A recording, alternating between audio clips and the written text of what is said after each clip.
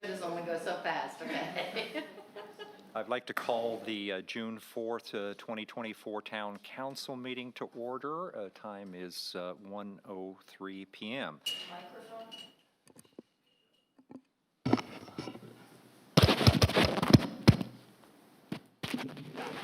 I will better. You have to turn it on. I don't think you can see something with that anymore. It's on now. Let's try this again. I'd like to call the June 4th, 2024 Town Council meeting to order. It's now 1:05 p.m. If I could ask everybody to stand, please, and join in the Pledge of Allegiance. I pledge allegiance to the flag of the United States of America and to the republic for which it stands, one nation, under God, indivisible, with liberty and justice for all.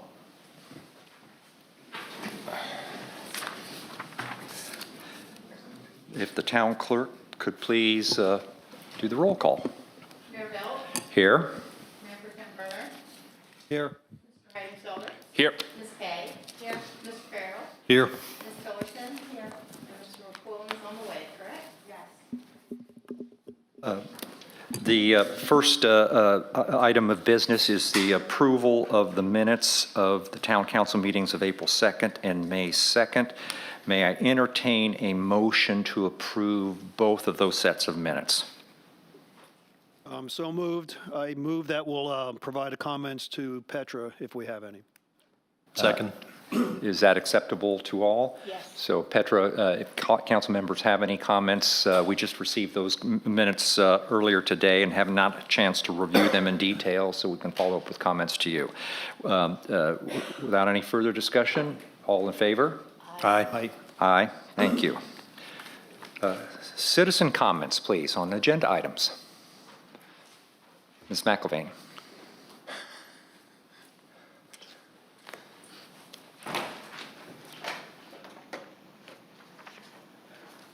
More of McIlvain, 146 Blue Heron Pond Road.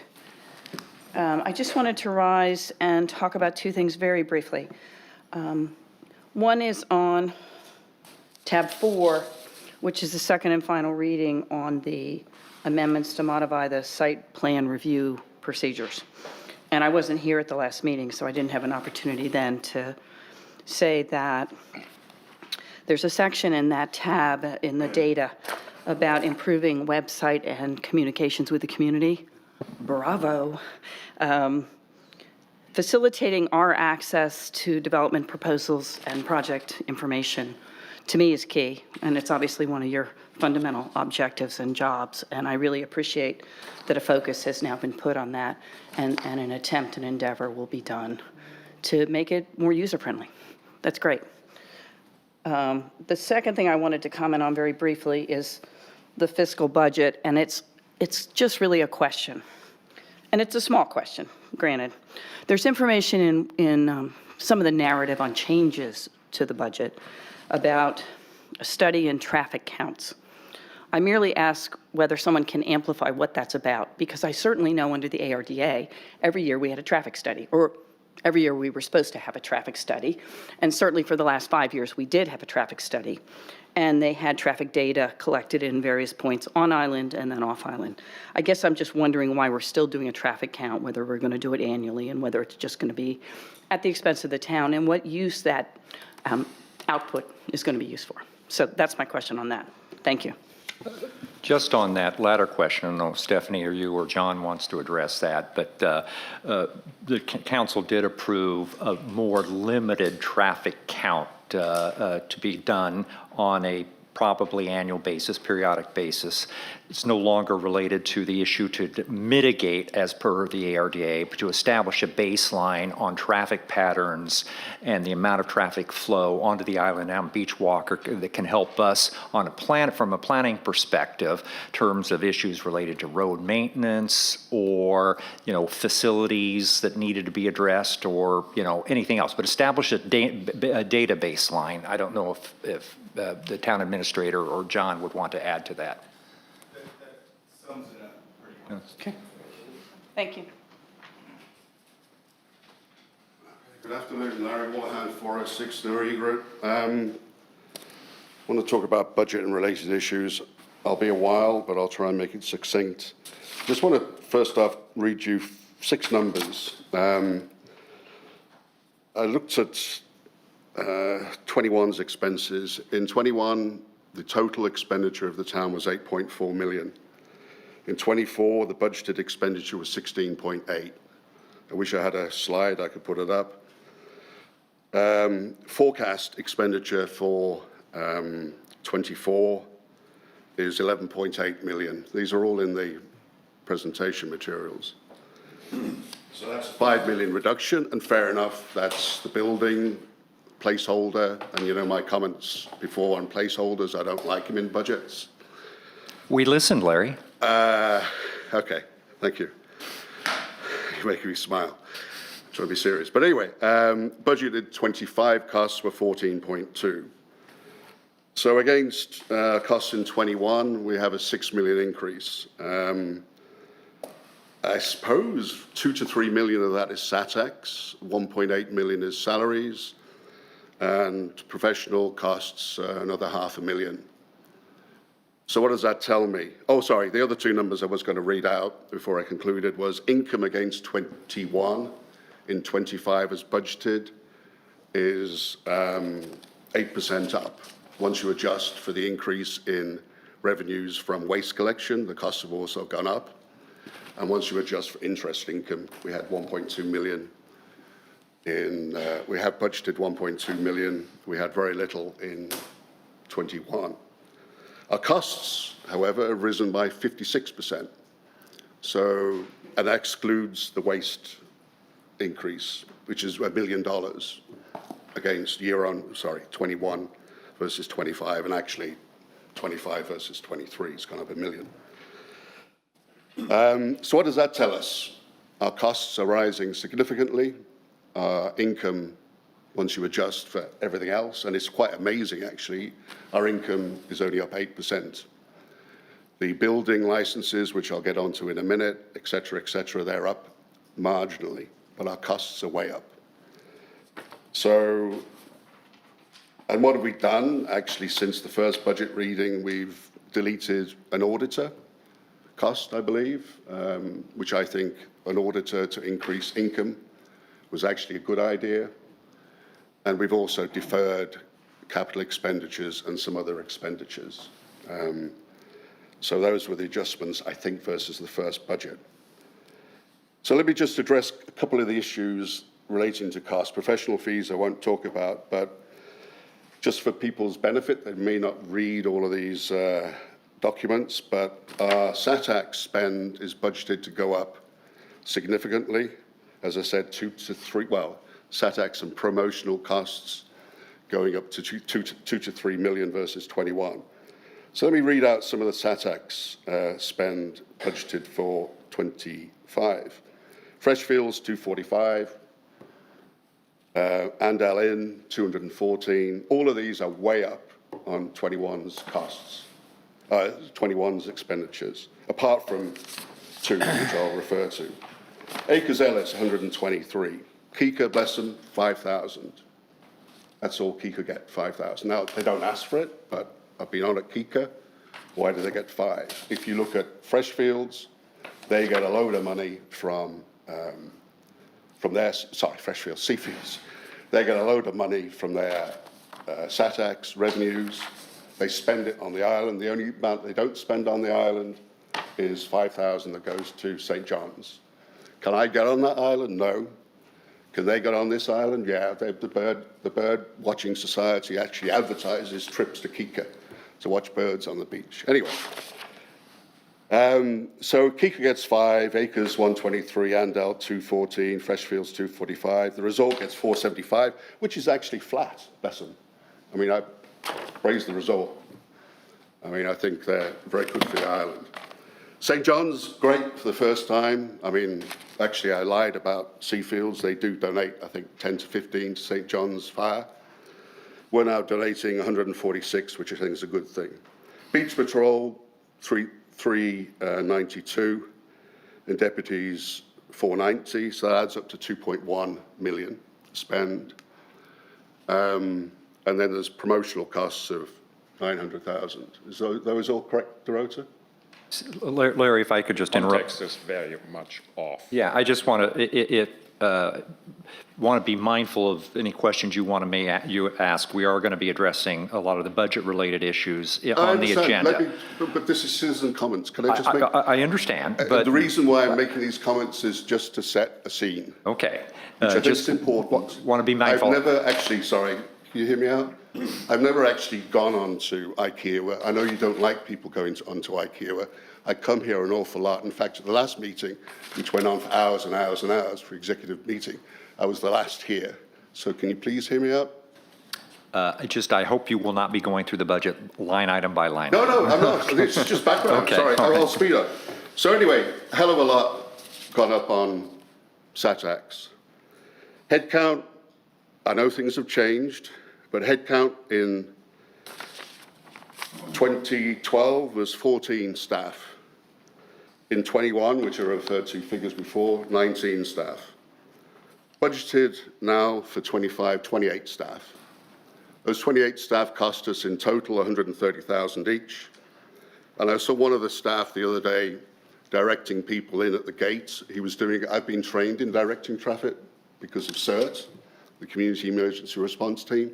He was doing a bad job of it. He was standing way too far back, so people, when they came to the junction, could not see him. He should be standing more so in the road. But anyway, I'll move on. And we still, after all that money we give to charities, 200,000. So income was I did listen this morning to the Ways and Means. We get 5 million from building and licenses.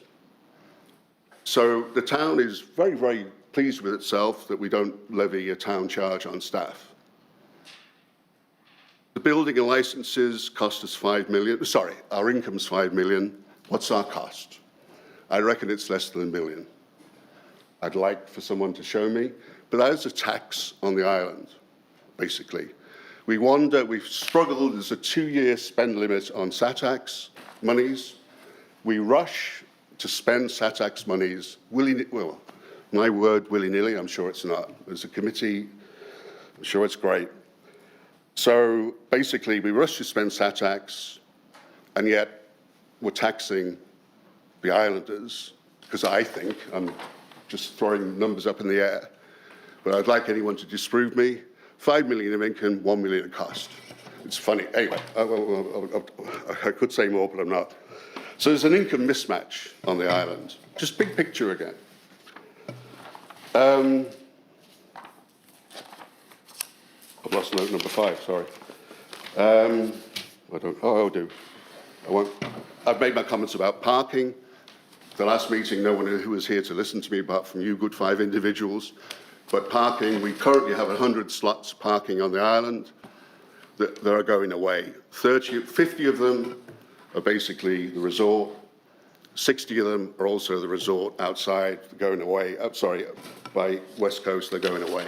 They're not ours, they're not permanent. I've made the comment before, the island does not provide, the town does not provide any beach parking other than the beach club, the resort, Bessem.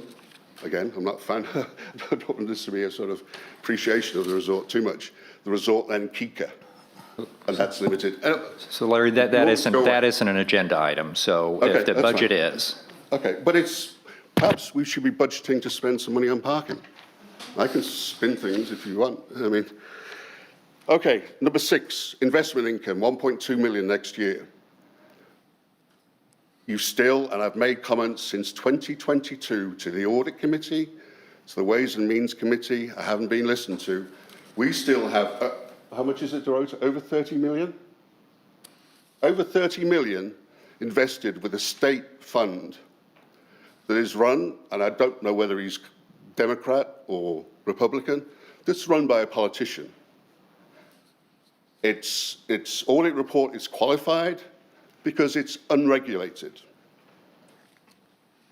And basically, last year, the controller down at Columbia had to resign, was forced out because of a $3 billion misstatement.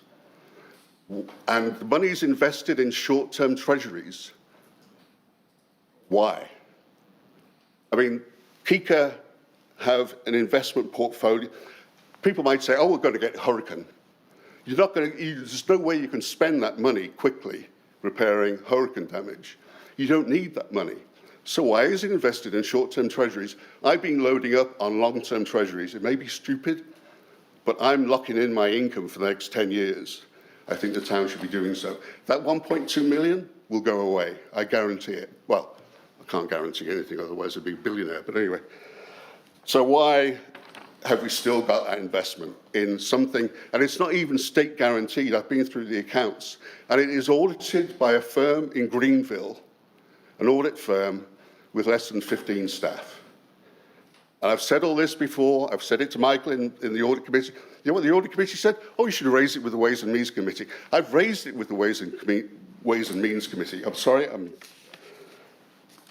Okay, another related thing, perhaps to the budget, maybe not, but it's related to this morning, and I'm nearly there.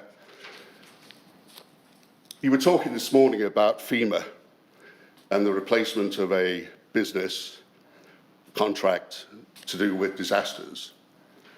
The town, I know this because of CERT, the Community Emergency Response Team, the town has a plan to use 5 of its staff to do damage assessment.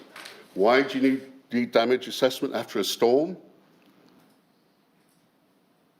It's because FEMA fund storm recoveries based on damage assessments, numbers and extent of damage. The town has 5 people programmed or planned to do damage assessment. It'll take them, I've worked it out, running around this island, top speed, 180 hours combined, well, not combined, per person, to do the damage assessment that FEMA require. 180 hours, that's a hell of a long time. The Community Emergency Response Team is over 30 people. They've had diddly squat, sorry, you won't know that phrase, it's English. They've had very little input from the town since Mr. Harris came into the town. They're used for the marathon, and that's about it. Sorry. Finally, actually, that's it. Thank you. Thank you for your comments. I've sort of given up on making nice comments. I thought I'd spill it all out. Thank you. Thank you, Larry, for your comments. Mr. McElveen. Brad McElvain, 146 Blue Heron Pond Road. There's been a lot of talk about civility and the need for civility. I'm concerned that this council has been pointing people that haven't shown that. And there's an example today. We have somebody coming up for the Planning Commission who wrote an email about me, and I believe others, on the Kika board that said that they had emails that showed certain things. I asked for those emails. They were never provided. Kika hired a lawyer, looked at things. There were no emails. So I'm concerned that we're appointing people that are not civil. And do you really mean civility, or is that an empty statement that you do just to look good?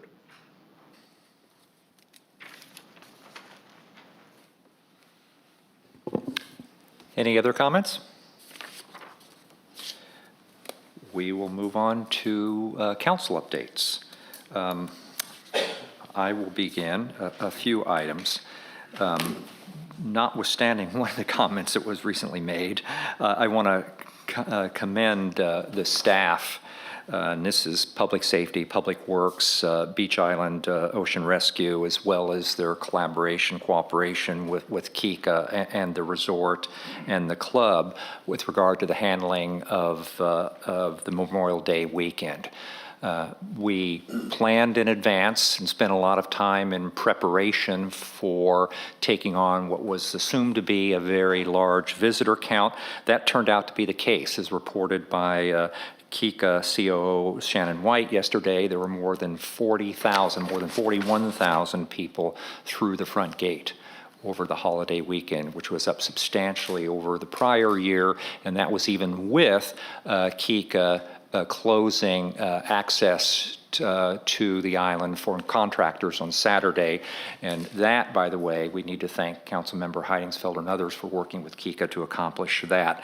There were no reports of any real incidences. Traffic seemed to be flowing as well as it could be expected given the inherent issues at the front gate. There were no issues reported on the beach. Trident's done a great job with traffic, with the trash pickup, including on the beach. So just kudos to our team as well as those that they worked with on handling Memorial Day weekend crowds. I also want to commend our communications team and public safety team for the work they did in putting together Disaster Awareness Day this past week. It turned out to be a very good crowd, extraordinary participation by first responders from the region, information rich, and particularly important given I suspect everybody's now seen the forecast from NOAA and others with regard to the storm projections for this coming year, which greatly exceed typical averages. So again, thank you to our team. The third item, I just want to alert everybody to an important county initiative that we should all be paying attention to, and that's the county staff recommendation with regard to the Main Road Corridor Project, Segment C. If you haven't gone online and looked at it and paid attention, I really encourage you to do so. It's an issue of regular ingress and egress on the island for not only residents, but employees, contractors, and workers. It's certainly an issue with regard to ingress and egress during storms when we may need to evacuate. The comment period runs through June 14th, so we've got less than 2 weeks for the comment period. One reason I think it's important to bring this to everybody's attention is, and we may discuss whether, in fact, the town wants to send out a communication. I've had a brief conversation with the Seabrook mayor, my counterpart, potentially sending out a letter supporting the staff recommendations, although I think we'd all like them to go further. The concern is there are some on Johns Island, including some Johns Island council members and others, that want to significantly scale back the planned road improvements. This is our one shot. Even if these things are approved, it would be another 5 years before they're implemented, and there's unlikely to be any time in the near future, or even the medium-term future, any prospect for additional road improvements along Bohicket, along Main Road, along River Road. So I encourage everybody to take a look at this and offer your comments to the town staff. There are a number of updates on infrastructure projects that you should be aware of, but I will let Stephanie and possibly Brian Gottschalk talk about those in her update.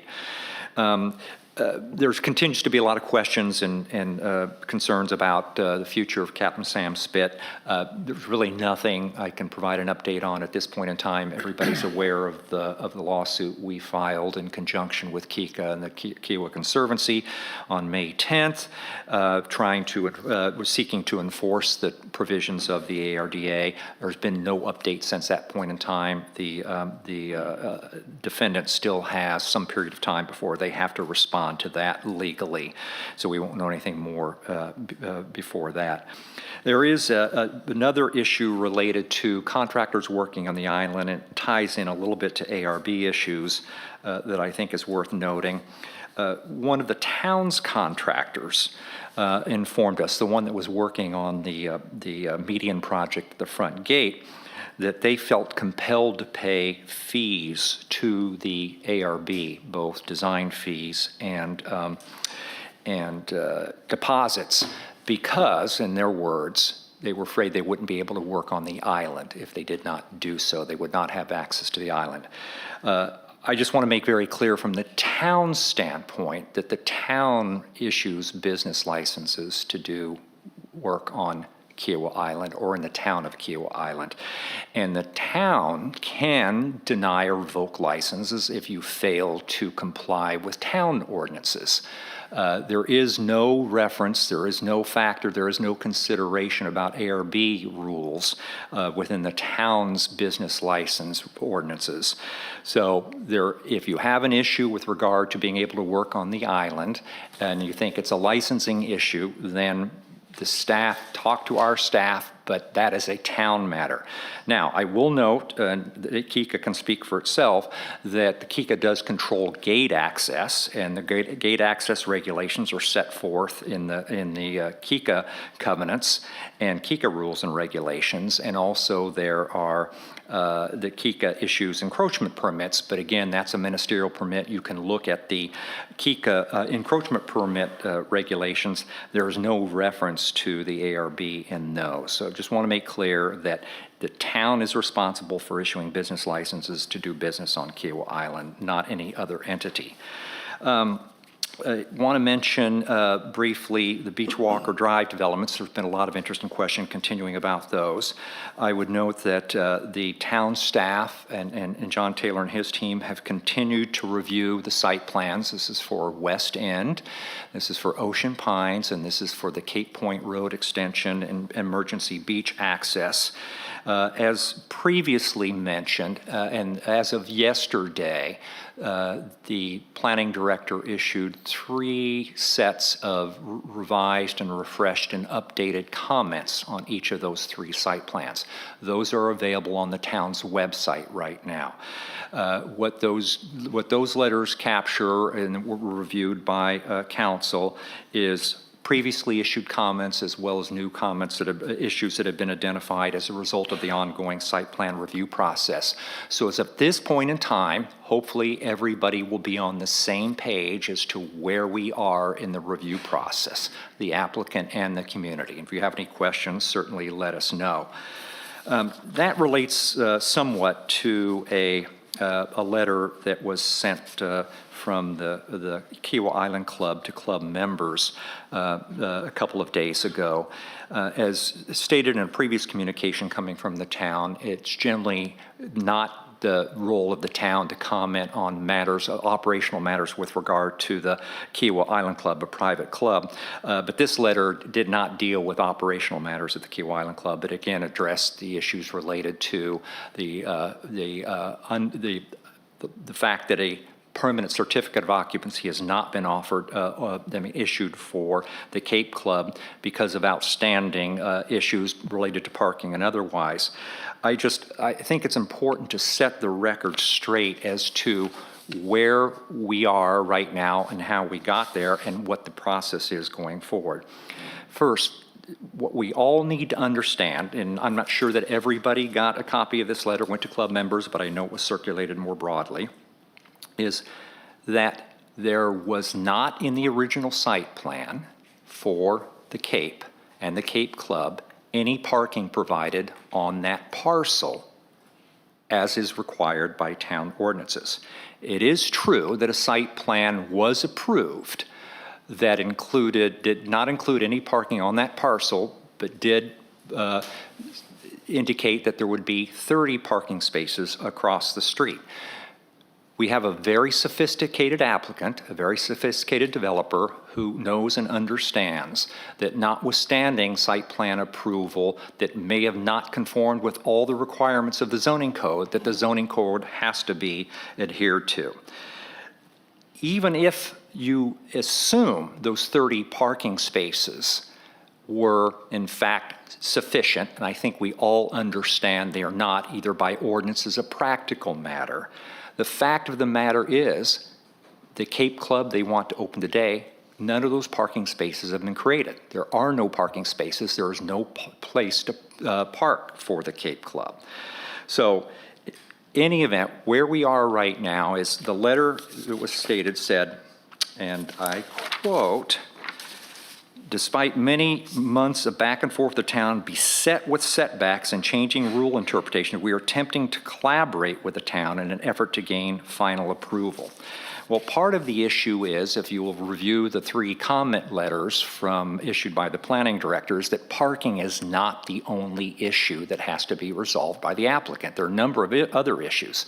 And the bottom line is the applicant is either going to have to submit revised site plans that conform with all the applicable technical requirements, and indeed they are technical requirements of the zoning code, or they're going to have to seek variances from the Board of Zoning Appeals.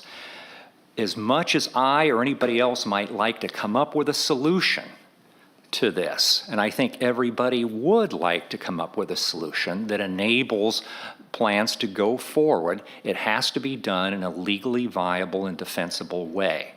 And that means a process that enables some type of global solution. We're not there yet. Council we can articulate what we need to have that needs to take place.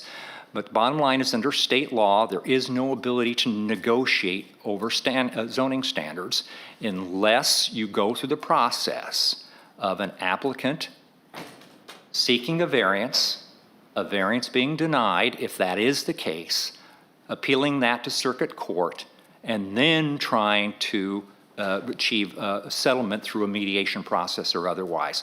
We have a path, but the path has to be followed. We can't short circuit that path. We don't have any option. We don't have any control over that. And everybody needs to understand that that's how this needs to move forward. There is no opportunity to just sit down and cut a backroom deal on any matters related to the site plans, dealing with parking or otherwise.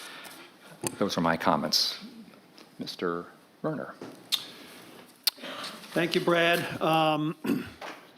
For the last month, I guess I was away 2 weeks on vacation, so some of my comments are going to be limited.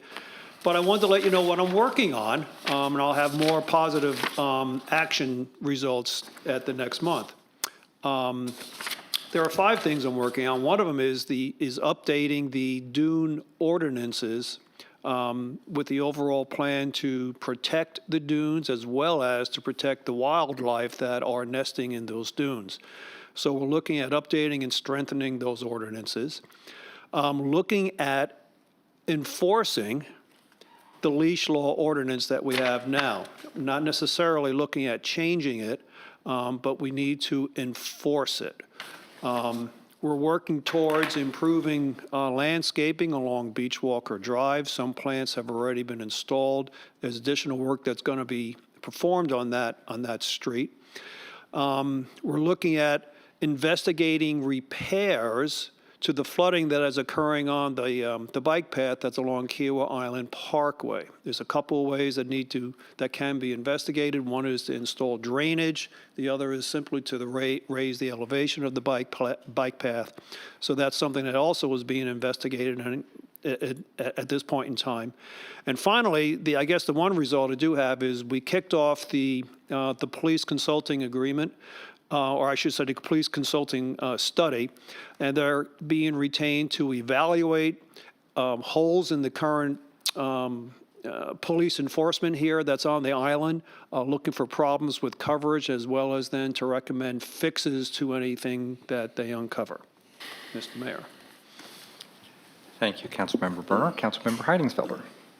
Yes, thank you. A couple of topics. First, I wanted to update the community on the fact that the Kika Toki or Toki Kika, I'm not sure that we ever actually defined the sequence here, ARB work group has now started phase 3 of this project, which is really focusing on implementation. So Madeline Kay and myself represent the town, Kevin Donlan represents Kika, and we have a couple of community members that are supporting this effort. We now have created 8 work packages that are focused on different aspects of the preparation for implementation. And of course, the objective of implementation is to take over the ARB or the architectural control responsibility into the communities or the association's responsibility. We also will start likely this month already with a program in addition to those 8 work packages to actually shadow the activities of the ARB so that we learn how they proceed, how they do things, what are their criteria to look at an application, decide about an application. We will do this in the beginning by actually shadowing their ARB meetings, and probably then also merge over into shadowing day-to-day operations in the ARB offices to just learn from it, not critique, just see and learn and understand what they are doing. So this is a major undertaking, this phase number 3. It will take multiple months to get probably to our first interim report.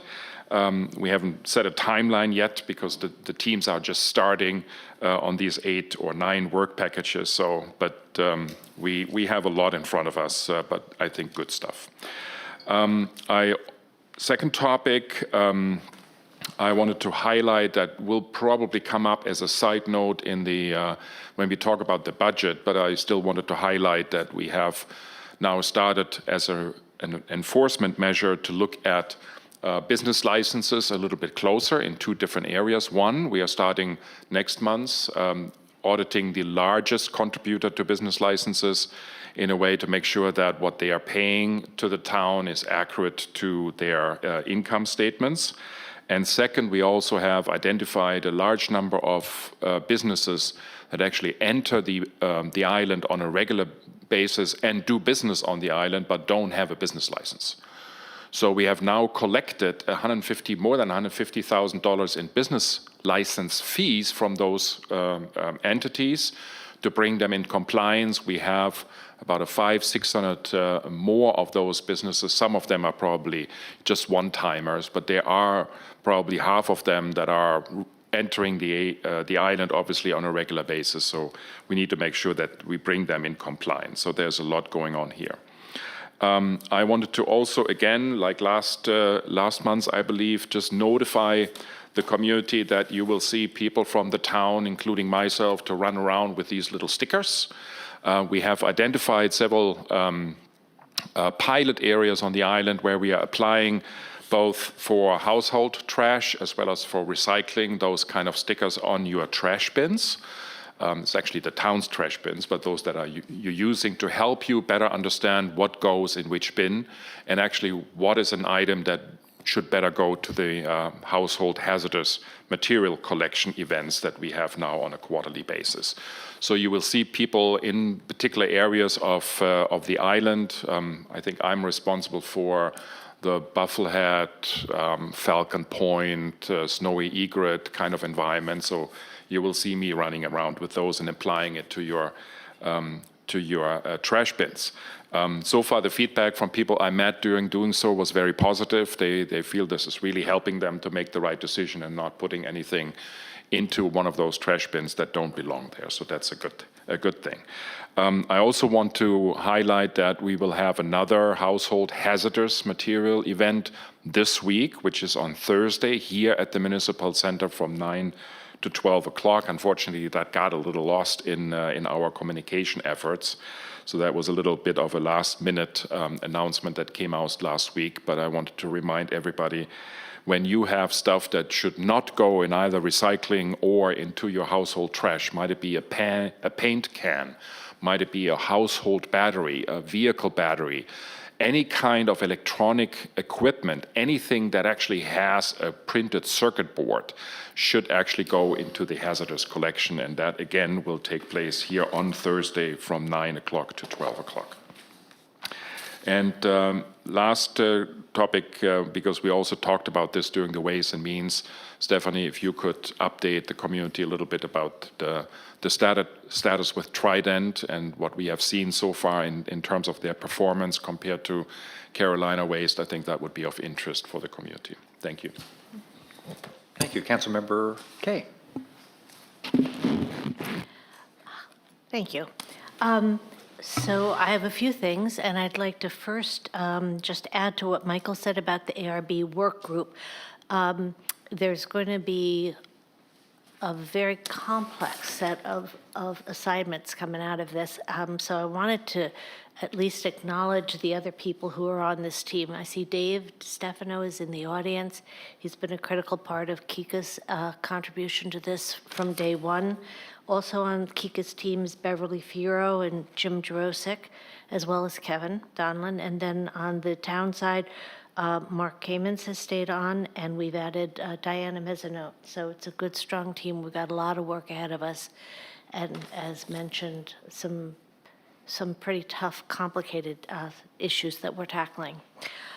Moving on to Environmental Committee, we've been very, very busy this last month, and there are 4 key initiatives that we're tackling and basically taking them by subcommittee. And one is the beach walkover project that Russ just mentioned and that he has been deeply involved in.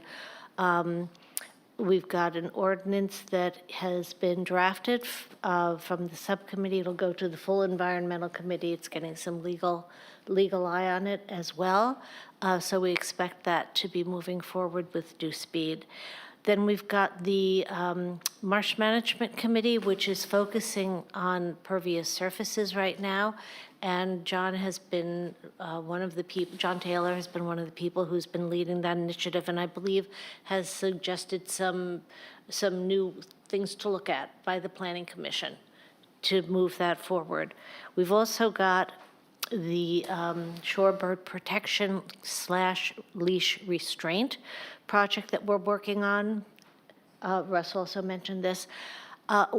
As a sidebar here, one of the most important things that we've been involved with in this last month is staffing up the Environmental Committee and the subcommittees, because these topics are polarizing and complicated, and it's been really important to find people who are knowledgeable and passionate about these issues, but are also open-minded and willing to come up with some good compromise solutions. Because on issues like the dog leash / pet restraint, there's not going to be an answer that's going to satisfy everybody. So we need people involved in this process of coming up with solutions who are open-minded and who are fair and who can work together to find good compromise solutions. And then the last of the subcommittees is the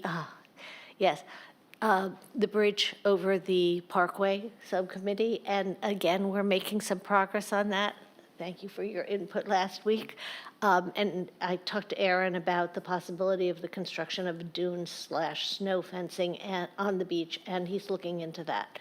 So again, the issues are not going to be solved in a day or a week or a month, but we are making good progress on them. And so one of the ways we're doing that is by getting these people. And I have to say that the folks who have been volunteering to serve on these committees are really, it's an impressive number and an impressive quality of people. And I think it speaks loudly to the town's commitment to listen to a lot of different opinions and be open-minded about them.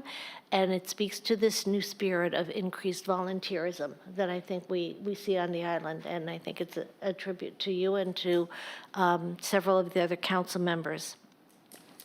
As far as environmental committees and ordinances are concerned, we've got a loose materials ordinance that's up for first reading today, and we've got, as mentioned, a draft from the beach walkovers that's going from subcommittee up into the environmental committee. And then finally, I've been working, and I know, Russ, you're doing this as well. We're working collaboratively with the Conservancy.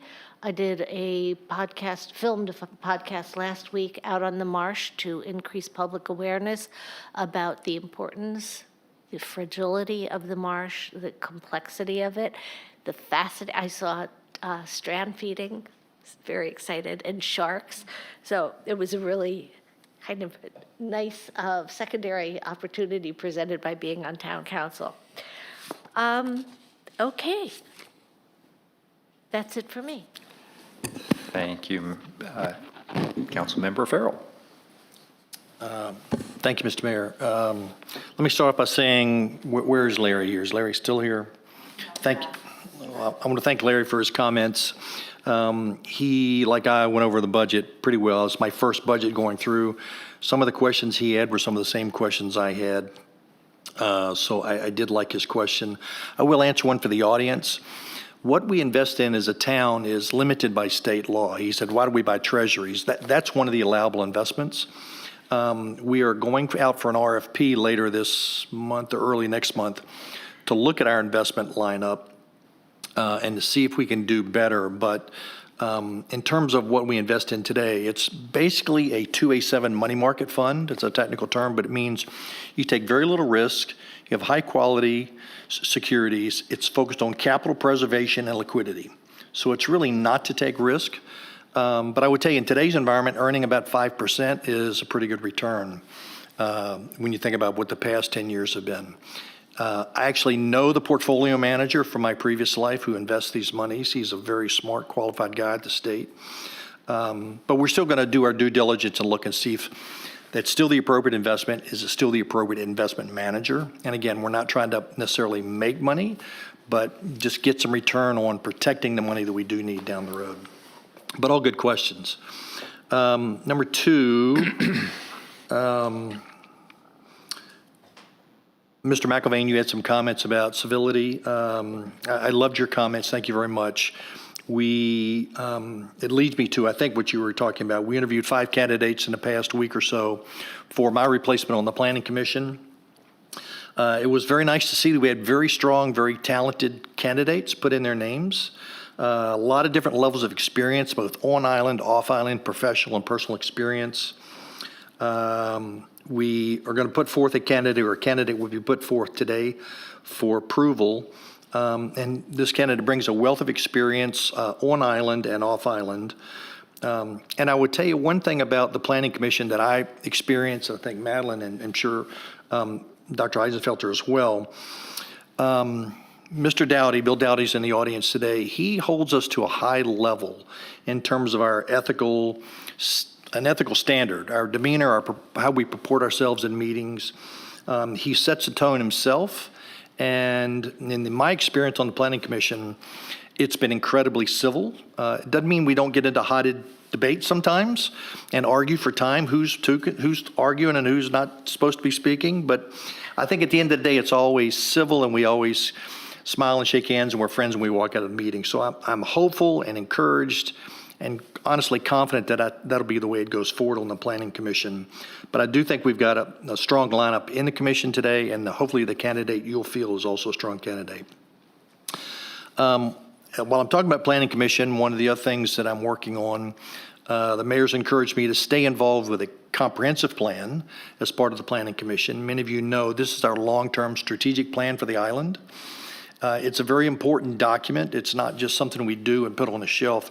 It's really a guiding document for, honestly, a lot of the ordinances, how we live and manage Kiawah, what our goals and objectives are for the island as you look out 5 or 10 years. So if you think about a business strategic plan, it's a strategic plan for the island. So it has, and many of you know, it has 10 elements. It's government required by the state to update every 5 years and do it every 10 years. There are 10 required elements. We're actually adding an 11th because of the uniqueness of Kiawah and the maze of K's, that phrase, how we intersect with Kika, the conservation, the golf resort, the partners, and the town. There's a lot of intersection, overlap, and cooperation that's needed. And so we're trying to lay out a strategy in one of the elements, how these 5 entities and others come together and react and support the island and grow it the way we want to grow it going forward, or maintain it or preserve it the way we want to maintain it or preserve it going forward.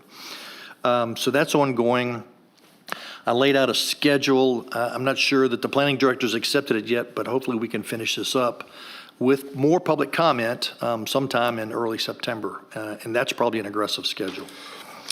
And then the last thing I would talk about, and again, Mr. Walland brought this up, is SATAX. I'm on the SATAX committee now, and my role as I see it, and as it's been explained to me as well, is to make sure that we're effectively redistributing taxes that come in to support the tourist industry on the island. And that has a lot of implications. It has a lot of places where money can be allocated. It's not supposed to be allocated to normal town operating expenses. And I think that's what I heard, and if I didn't, that would be great. But it's really, how do we continue to support the tourism industry, growth of tourism on Kiawah, partnering with Charleston, and making this a better place, a better destination for folks to come, which if you think about the long-term impact of that, if more people think Kiawah is an awesome place, that drives property values and our ability to have our homes be more and more valuable as we look forward. So that's an important task that I've been assigned and am happy to undertake. So with that, I'll stop, Mr. Mayor. Thank you. Councilmember Heidingsfelder? Yeah, I just forgot to also comment on the SATAX topic that Mr. Woolahan brought up. This is a quite complex topic, but I think the way he explained it was maybe a little bit misleading to the community. So first of all, the town is almost like a caretaker of the money that comes in. It's a pass-through, really. Right? The money that people spend on the island, a certain amount of that for accommodations, hotel accommodations, short-term rental accommodation goes into that pot, and we get a certain portion. And the town basically is a caretaker. The town doesn't even decide about the fact where the money is spent, because by state law, we have a SATAX committee built out of representatives from the accommodation industry and community members and the Arts Council, et cetera, and they really decide. And in my former role, and now Luke's role, we are, as a chair, basically just the agenda clowns, but the real work is really done by the people of this committee. That's one. That we have certain spendings out of this pot of money for advertisement, et cetera, and I think Mr. Woolahan mentioned Freshfields and of course the resort and Andel Inn and the Acres Alice for the first time, et cetera. Those are really spends that are targeted to increase the attendance of tourists to this island, the attractiveness of our island for tourists, so to support the businesses that are linked to our island in the accommodation industry.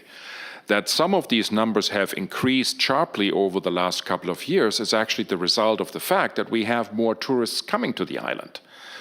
Some of you will remember when Roger Warren was making his speech a couple of weeks ago at Our World, he was talking about, his occupancy rate, et cetera, and that has gone up, and the rates per room has gone up, and they all fuel into the SATAX pocket, and we are required to spend it based on the applications that we receive from either accommodation industry members or other purposes that we feel are appropriate because they're supporting the tourists on the island as well, and the town uses then some of the SATAX funds to basically pay for the expenses, for example, of the beach patrol, or expenses that we are giving now to the St. John's Fire Department to pay higher wages for those firemen and women that are certified in medical procedures to help us in the first response to medical incidences on the island. So those are all highly regulated, but also very well managed and debated and discussed and decided amounts that we are giving to these different projects to thankfully a higher degree than in prior years because the tourism industry on the island is prospering. Thank you for that clarification. I think that is critically important because it took me a long time to wrap my arms around our funding sources and particularly those that are restricted. And SATAX is one of those, and I suspect most members in the community don't really appreciate how the SATAX funding process works. It actually is 5% are used for general revenues of SATAX funds. And 30% just as by state law has to go off to a tourism marketing organization. That's currently the Charleston Visitors Bureau. It is that other 65% that Councilmember Heidingsfelder was referencing, where there are these various categories. generally tourism promotion related, although there are examples of where, for example, if we needed beach renourishment funds to be expended, they could come out completely of that 65%. There are others that have to be related to a percentage of your tourists on the island, but I think everybody understands as we work through this budget process that there are some unique complexities that just don't pertain to a lot of other municipalities and towns and communities around the country. But we do have an extraordinarily capable group of state tax committee members and formerly chaired by Councilmember Heidingsfelder, now Councilmember Farrell, who spent a lot of time on these issues. Stephanie. Thank you, Mayor and members of council. I'm going to call Jim and Brian up. I'm going to probably leave some of my comments. Thank you, council members, because a number of things I was going to talk about from an operational standpoint you touched on already. But Jim is going to discuss, and Brian, if you can also just come up so that you'll be ready to go when he's done, that would be great. Jim is going to kind of briefly discuss SGAs. We're seeing, we have a concern, we're seeing a trend that is trending up. And he's going to kind of talk about that briefly. And then Brian is just going to give an update in regards to some of our projects that we're working on. Go ahead, Jim. Petra, I've got slides if you can throw them up there or whoever is doing. Yeah, okay, there you go. They're popping up now. All right, thanks, Stephanie. I won't take a lot of time. I just wanted to give a brief update on anticoagulant rodenticides, impacts on wildlife on Kiawah. We're seeing some concerning things here recently, so I just wanted to share that with everyone today. So just to back up just a little bit, I'm sure most everyone is familiar with this, so I won't spend a lot of time on it. But obviously, you know, we all know how important bobcats are to the island. We've been doing research with them for a long time. Everything was going great up until around 2017 when our numbers started to decline. We started seeing a drastically reduced survival rate, reproduction dropped, and we saw a subsequent increase in deer numbers because bobcats were declining. You know, now we all know why. The issue was anticoagulant rodenticides, and there's two types. I won't spend a lot of time on this, but the most important one are the second generation anticoagulants. So again, these are used for rodent control. They're very potent compounds. They can kill a rat or a mouse with one feeding, but it takes a number of days for it to happen. And obviously during that time, they're vulnerable to predation by, you know, anything out there in the environment, bobcats in particular. And as they eat more and more of these poison rodents, they can build up a lethal dose of these compounds. And that's what we were seeing. And so, again, I'll kind of skip through this pretty quick, but, you know, we basically were able to confirm that a number of bobcats back in 2019 and 2020 died directly from this cause. Again, our survival rates declined substantially. Historically, survival rates for bobcats are around 90%. So we were seeing rates as low as 25%. And our bobcat numbers dropped significantly by 2020.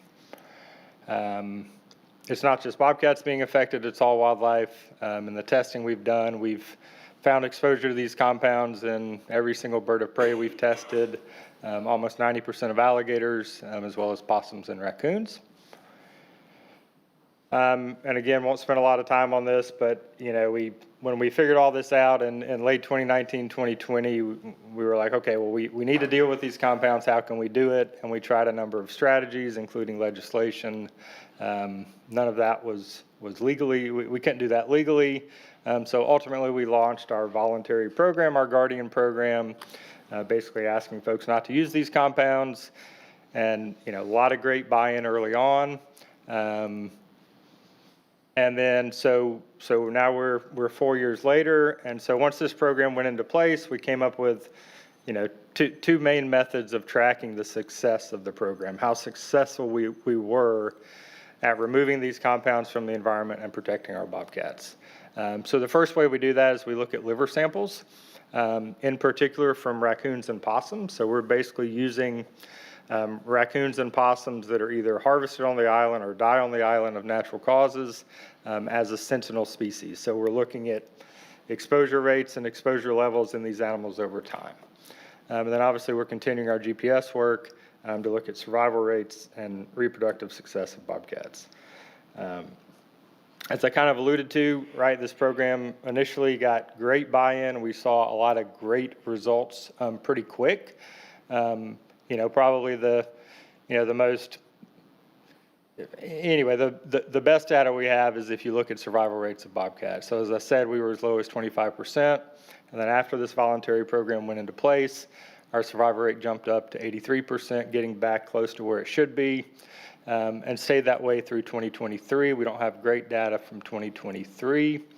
And then we started seeing successful kitten production in 21 through 23, and lower exposure rates and concentrations of SGAs. So all that is background. Here's where we are today. So this is exposure rates of raccoons and possums to second-generation anticoagulant rodenticides. So if we want to take raccoons first, in 2020, just before the Guardian program went into place, we were seeing a 62% exposure rate.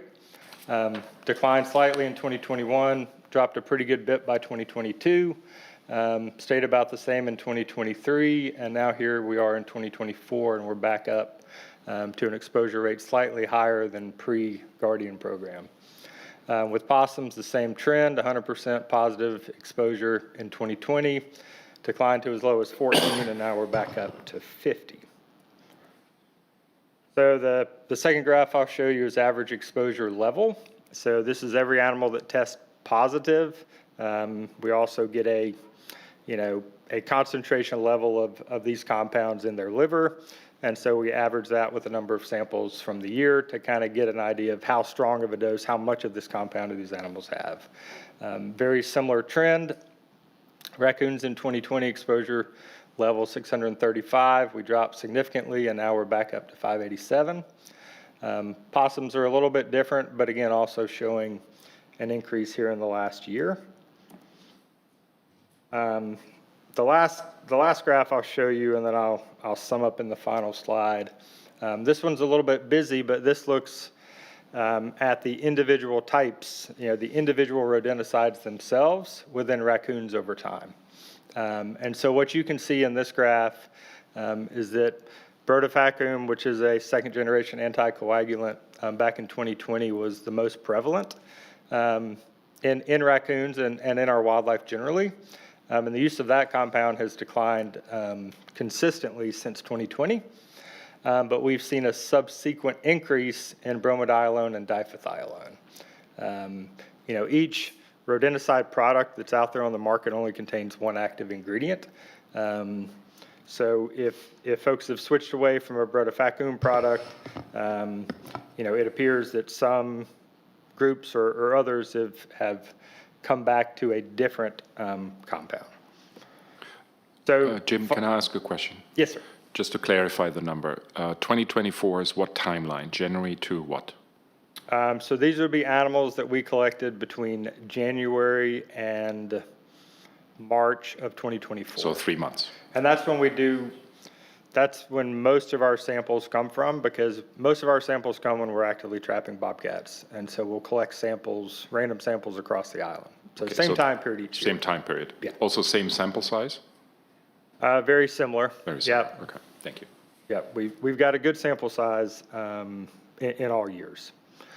So I've kind of already said this, right? The Bobcat Guardian program, hugely successful, but we're seeing increased use of SGAs now, using the best metrics we have to track it. We also saw some very concerning results with our 2024 bobcat trapping. We did not recapture any of our individuals that we had collared in 2023, which has probably never happened since I've been here, which would suggest that survival was low for those animals, even though we didn't have a mechanism to track them because the collars didn't work. We were able to catch all the animals we needed to put collars on this year, but they were all juveniles, so first-year animals. So suggests that, as I said, right, recruitment has been really good the last couple of years, but perhaps we're having survival issues with our adult cats. And so obviously, we need to come up with a plan to try to fix it, just like we did back in 2020. We need to reengage with the community at large, specifically talk to homeowners or ask homeowners to talk to their pest control company and find out what they're using. This change could be as simple as 1 or 2 pest control companies having a new technician on a route, and that technician isn't aware and is switched, right? And so, but there's no way for a homeowner to know what's being used unless they ask. And if they ask, that the pest control company is required by law to tell them what they're using in writing, what active ingredient. So that's one strategy, and obviously some direct engagement with pest control companies to make sure they're still on board, make sure they're still doing the right thing, as well as rental agencies, property management companies, et cetera. So that's all I have, unless anyone has questions. I have one more question, Jim. So from a location on the island, any changes where you collected the samples, or was that also this year pretty widespread? It is a widespread representative sample, but the one thing I haven't done yet for the 2024 data, because we literally just got it last week, is map it out and look at concentrations across the island. I can tell you that just on a first look at the data, there were 2 areas of the island that had some very high exposure levels and rates. One of those was the Preserve, and one was Flyway Drive. What? Flyway Drive. Which is... And the Preserve. Yeah, I mean, going way back, we tended to see higher levels in the more multi-developed parts of the island, so regimes, villas, those areas. And so seeing it, obviously, in purely residential areas seems to be a little bit different. But again, I haven't looked at that in great detail.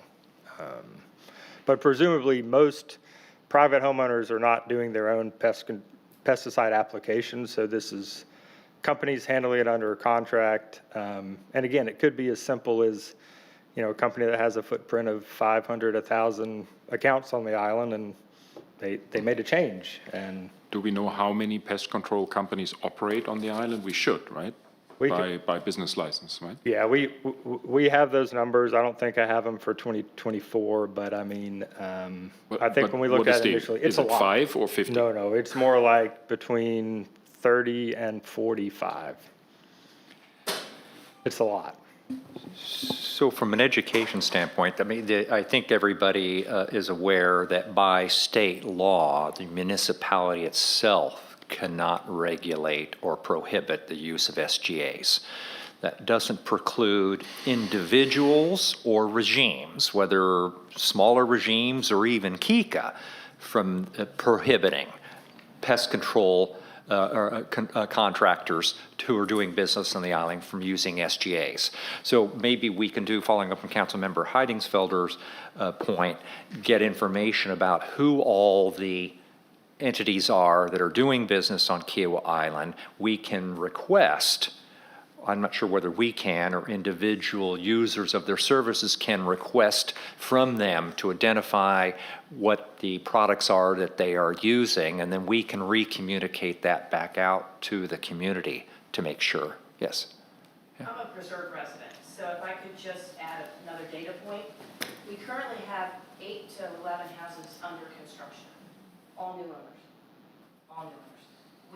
I know of probably another 10 or more houses that have turned over in the last year and a half. You may have an education issue that maybe one of the ways to try to solve the Preserve. Okay. I'm just saying, you need to think about new owners, people who came post-COVID, who stayed or And do they know that these other pesticides that they're using actually are anticoagulants? They may have said, we're not going to use these because we think they're bad, and switch without knowing that the others are also anticoagulants. Well, it was very successful, the education effort Right. 3 or 4 years ago. We need to Right. refresh that. And is this on our agenda at the Environmental Committee next week? It is, yes, ma'am. Thank you. I have a quick question. Are SGAs the only factor in the demise of the bobcat population? How do you think the rapid development that's been ongoing the last few years are affecting their Yeah, it's a great question. We certainly know that loss of habitat and development has reduced the amount of bobcat habitat. And so Kiawah can support slightly fewer bobcats, but we're very fortunate in that we still have lots of great bobcat habitat. We've got 10 miles of dunes with lush secondary dunes, and we've got 50 miles of marsh edge with great buffers. So there's lots of places for bobcats to still live and hunt on Kiawah. So, if historically Kiawah could support 30 to 35 bobcats, maybe now it's 25 to 30, but we still have plenty of habitat. So the primary issue is mortality of bobcats, them dying off, getting hit by cars, but obviously, the anticoagulants, which we found out in 2020, were a huge part of that problem. Thank you, Jim. Roger. Jim, I realize the state says you can't tell these people that they can't use a specific one, but can you make them part of the education program where you allow the vendors that are coming on, identify the issue we've got and ask them for the support? You can't stop them, but at least make them aware of the issue we have and we're trying to get everybody to do. What the law says, and is that a violation of the law? No, I mean, that's really what we did with the Guardian program. We got great buy-in from pest control companies. I mean, I still see pest control companies that are riding around now with a Bobcat Guardian logo in their back windshield. So they actually, jumped on board pretty quick. A lot of it was because there was so much pressure from homeowners, right? Homeowners were saying, what are you using? You're using that? Well, if you keep using that, you're fired. I'm going to get somebody else. And so people, got on board. But I think what's happened is, it literally could be a change of ownership in a pest control company. It could be a new technician. It could be a new, supplier that's pushing a certain product. So, I mean, there's a lot of things that could be going on, and it's tricky to get to, but obviously re-engaging, re-educating, which we've tried to do. Every year we re-push the Guardian program, but the pushes haven't been as successful, obviously, as they were initially when bobcats were dying, kittens were dying. It was, it was a very well-known issue, and people really jumped on board, and we've just kind of lost that over time. Sorry, one last question. Did you also do a survey of was there an increase in rodent population on the island when these rodenticides were banned, or we wanted them not used? Was there an increase in rodents?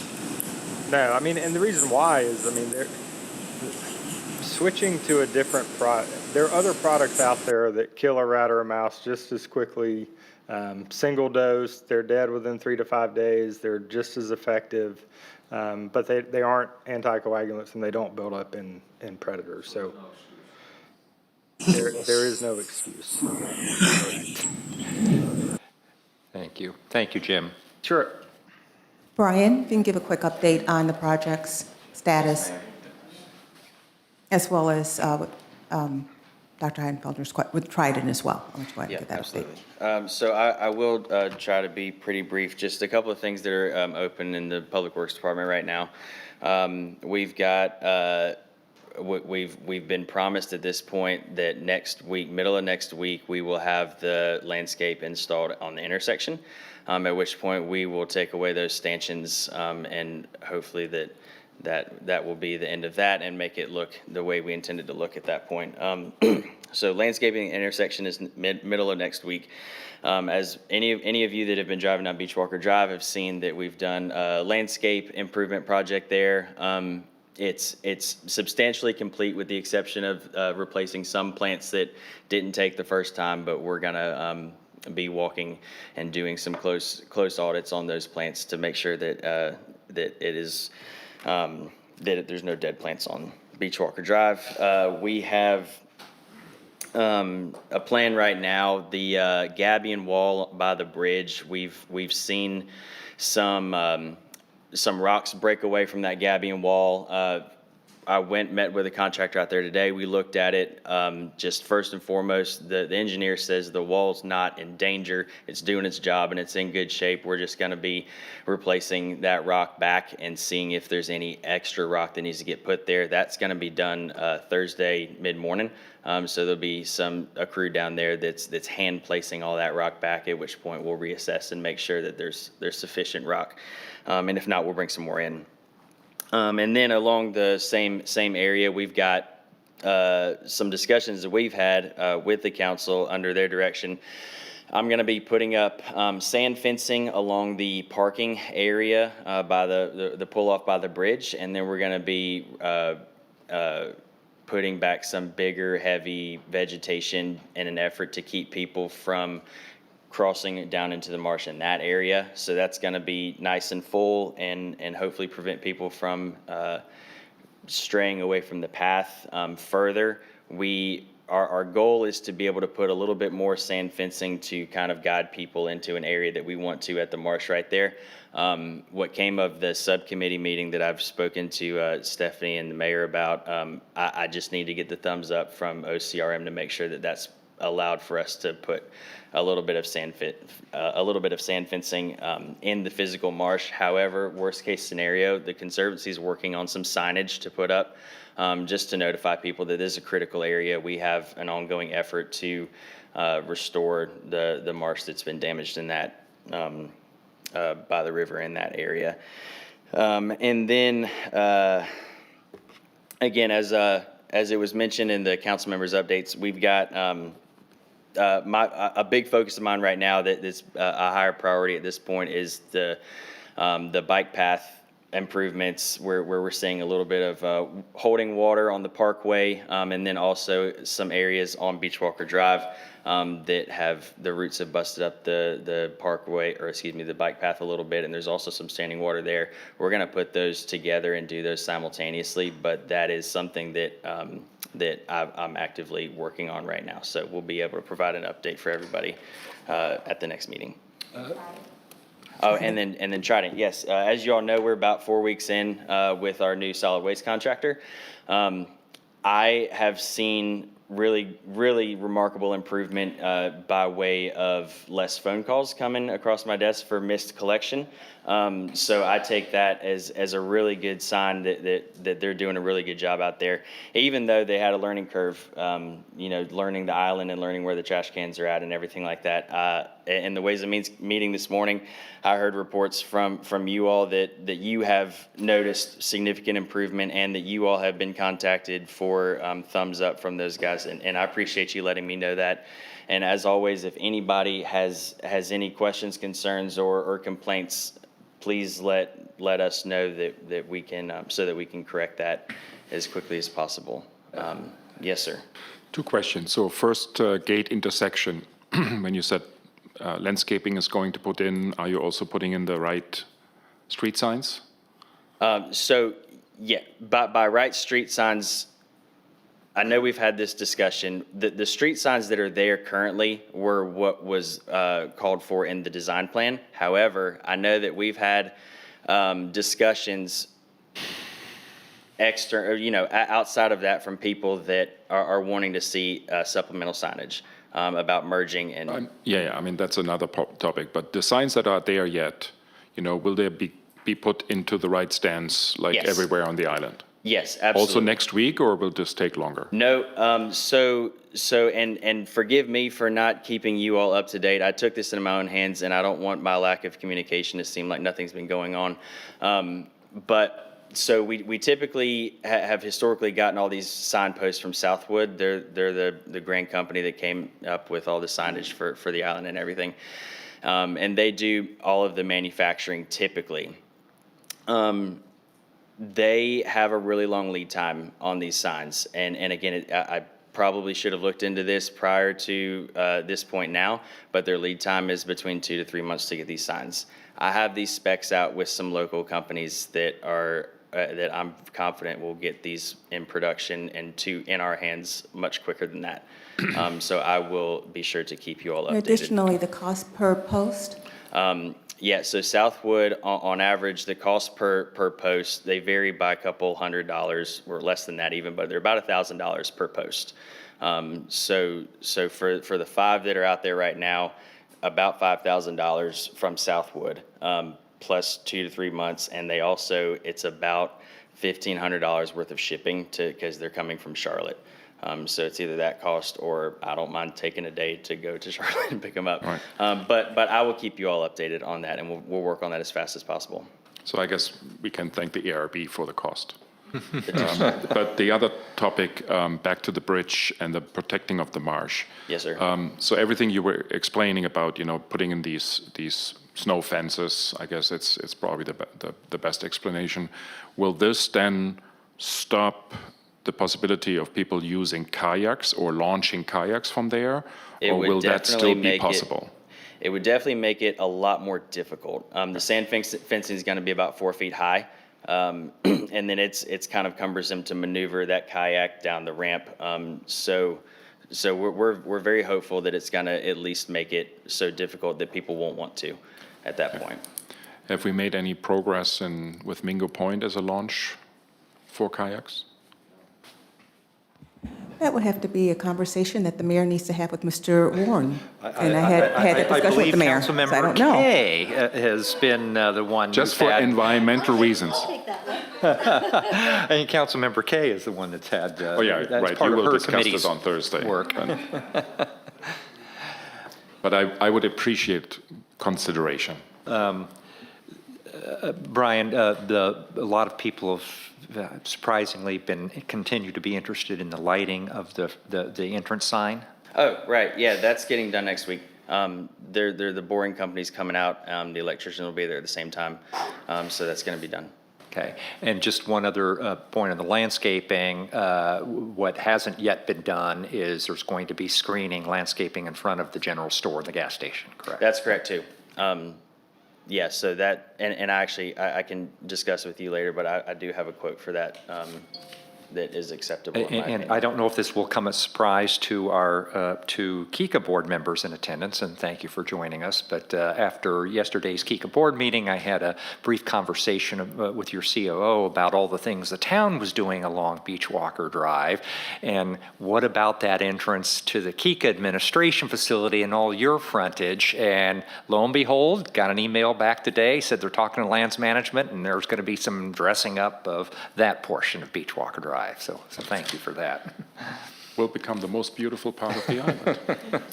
Thank you all. Thank you, Brian. And the last thing, I just want to congratulate Aaron and Director Harris. I understand they were successful, and you were there Friday, the disaster awareness. Mm-hmm. There was a number of participants or attendees there, about 65 or so. The town hosted that this year, and it was a great turnout. So thank you, everyone, for the Disaster Awareness Day. That's it. Just before we turn to old business, I hope the community is appreciative. We're appreciative of the extraordinary engagement as reflected in the number of people that are applying for various committees, a lot of the constructive comments and concerns and criticisms and commendations we get. But I think you will also have noted that there's a lot of work to be done. We're not going to be able to solve every problem tomorrow, but this is a council where everyone, I think reflected in the comments were made, is rolling up their sleeves and working very, very hard on the community's behalf. And I'm certainly appreciative of that for all that you guys are doing. First item of old business is second reading of ordinance 2024-8, which is regarding our temporary use ordinance. John?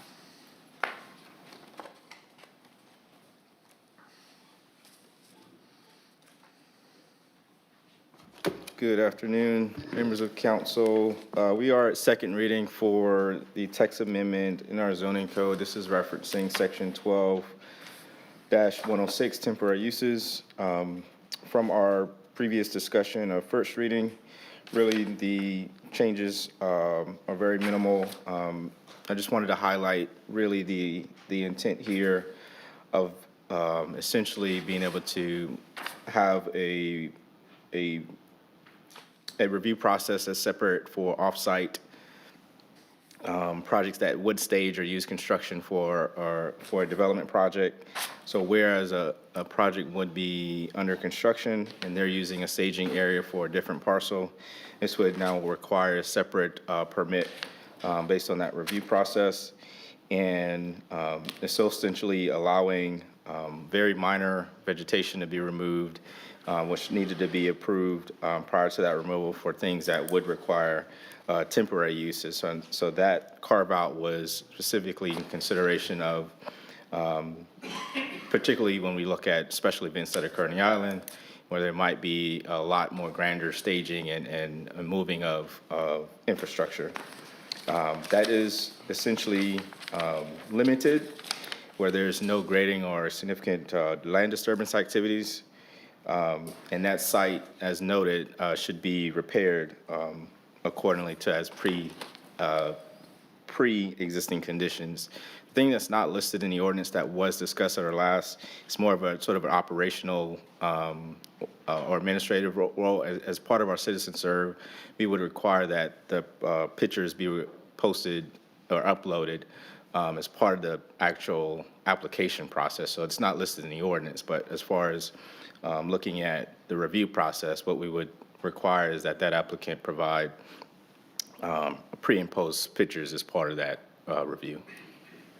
Thank you, John. If you could just hold, maybe there may be questions, but if I could have a motion to approve the revised ordinance on second reading. So moved. Any discussion? I just have a follow-up question, whether we should provide some additional definition in paragraph number 2B. It references removal of trees. And I was questioning whether we should define at what point a sapling grows up to be a tree. Should we talk about a diameter or caliber rather to make it less arbitrary and more definitive of what a tree is? So the one question I'll have, and then just based on what I'll share, is what we discussed within staff.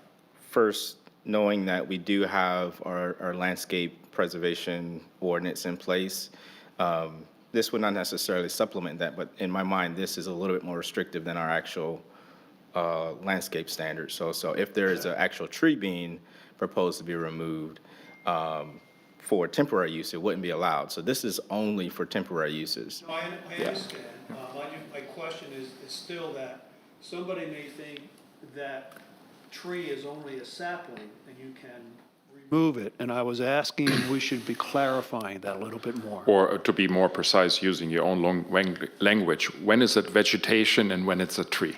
Well, so, I mean, I think that's a legitimate question. We could just say removals of trees of 2 inches caliper or greater. Right, yeah. I don't know what but that would be, I think, 2 inches would be, anything less would certainly be a sapling. I know it could be 4 inches. I just wanted to make it less discretionary, so a contractor can't go in and say, oh, that's a sapling, that can come down, that's all. Yeah, I'm a little hesitant to put that level of detail in it because I think there are some field site conditions that we know what a significant tree would look like, but vegetation, anything under 3 to 4 inches, I think would be acceptable. That was going to be my question. Would a sapling fall into vegetation? Anything that's green is vegetation, right? So wouldn't saplings fall there?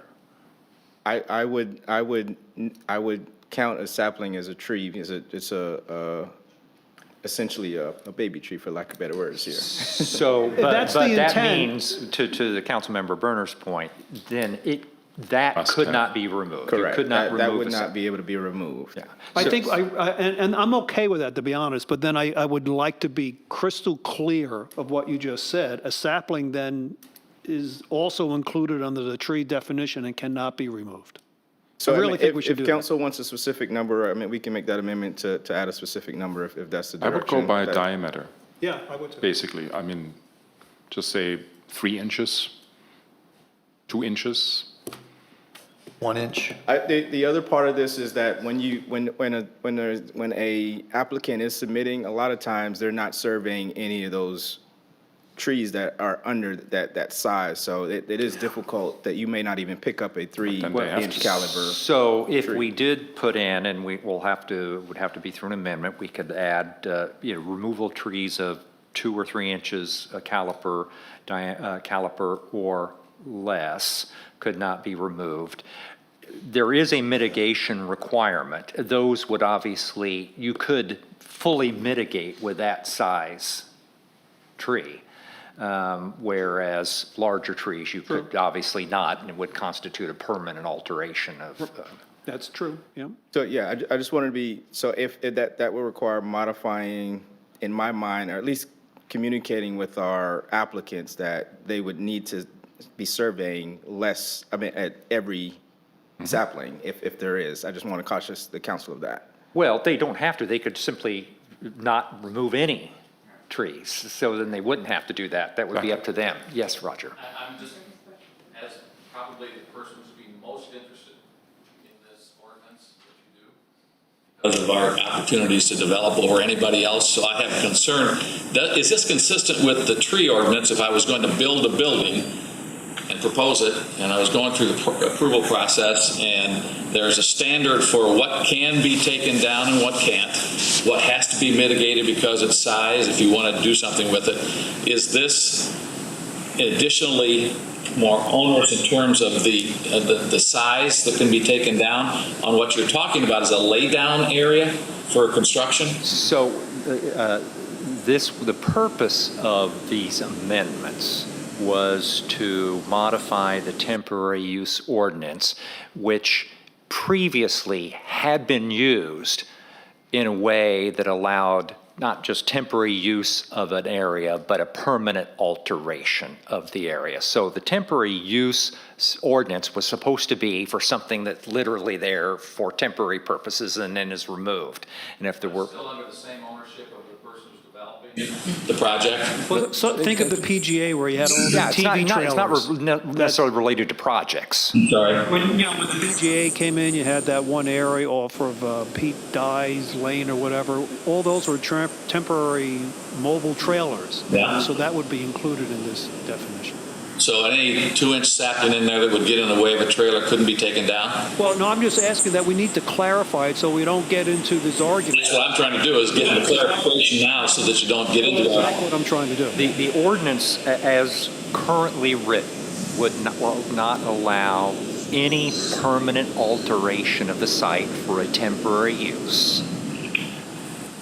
including the removal of any trees.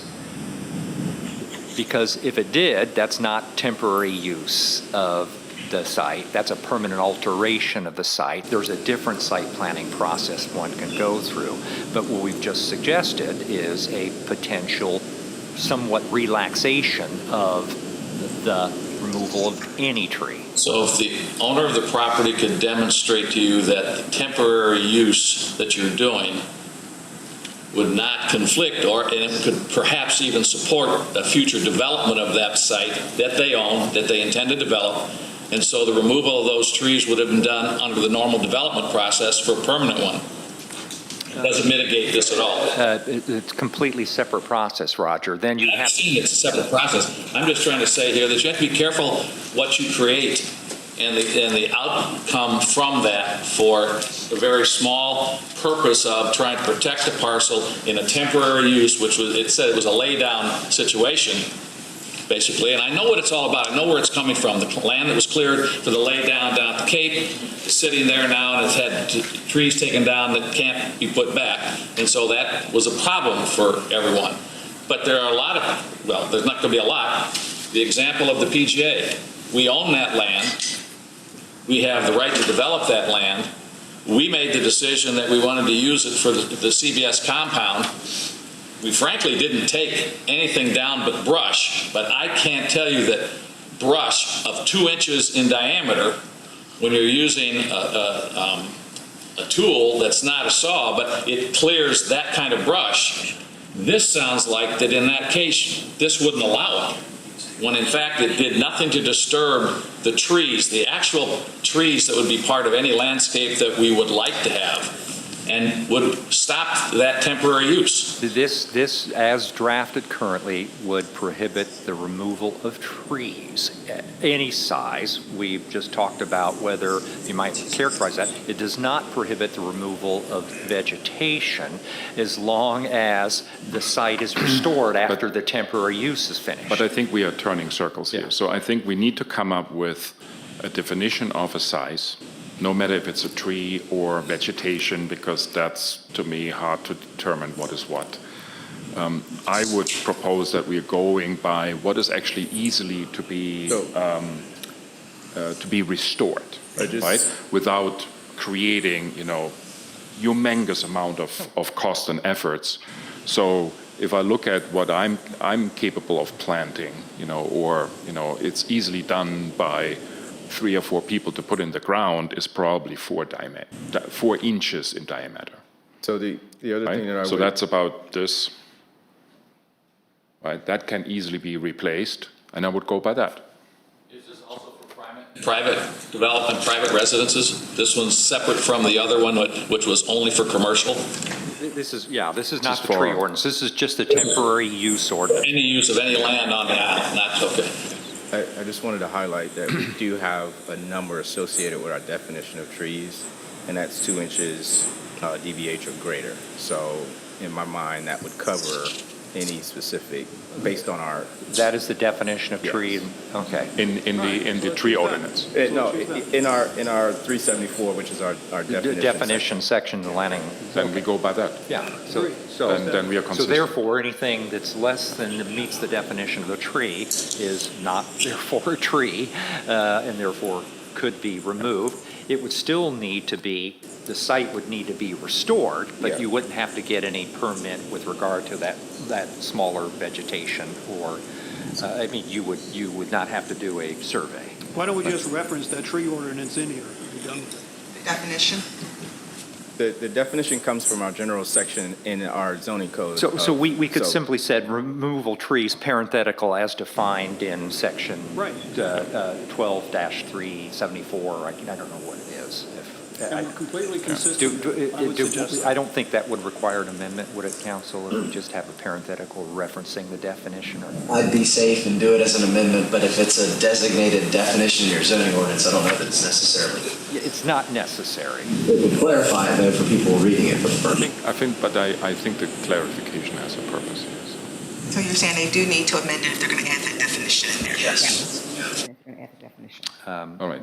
So, but my reading then still is that, back to Roger's point, if there is something that is really in the way and it's bigger than 2 inches, but the property owner understands and obeys to his obligation to restore after the event a similar type tree, then the planning director could still approve or not. Not under this ordinance is drafted. Okay, so there's no wiggle room.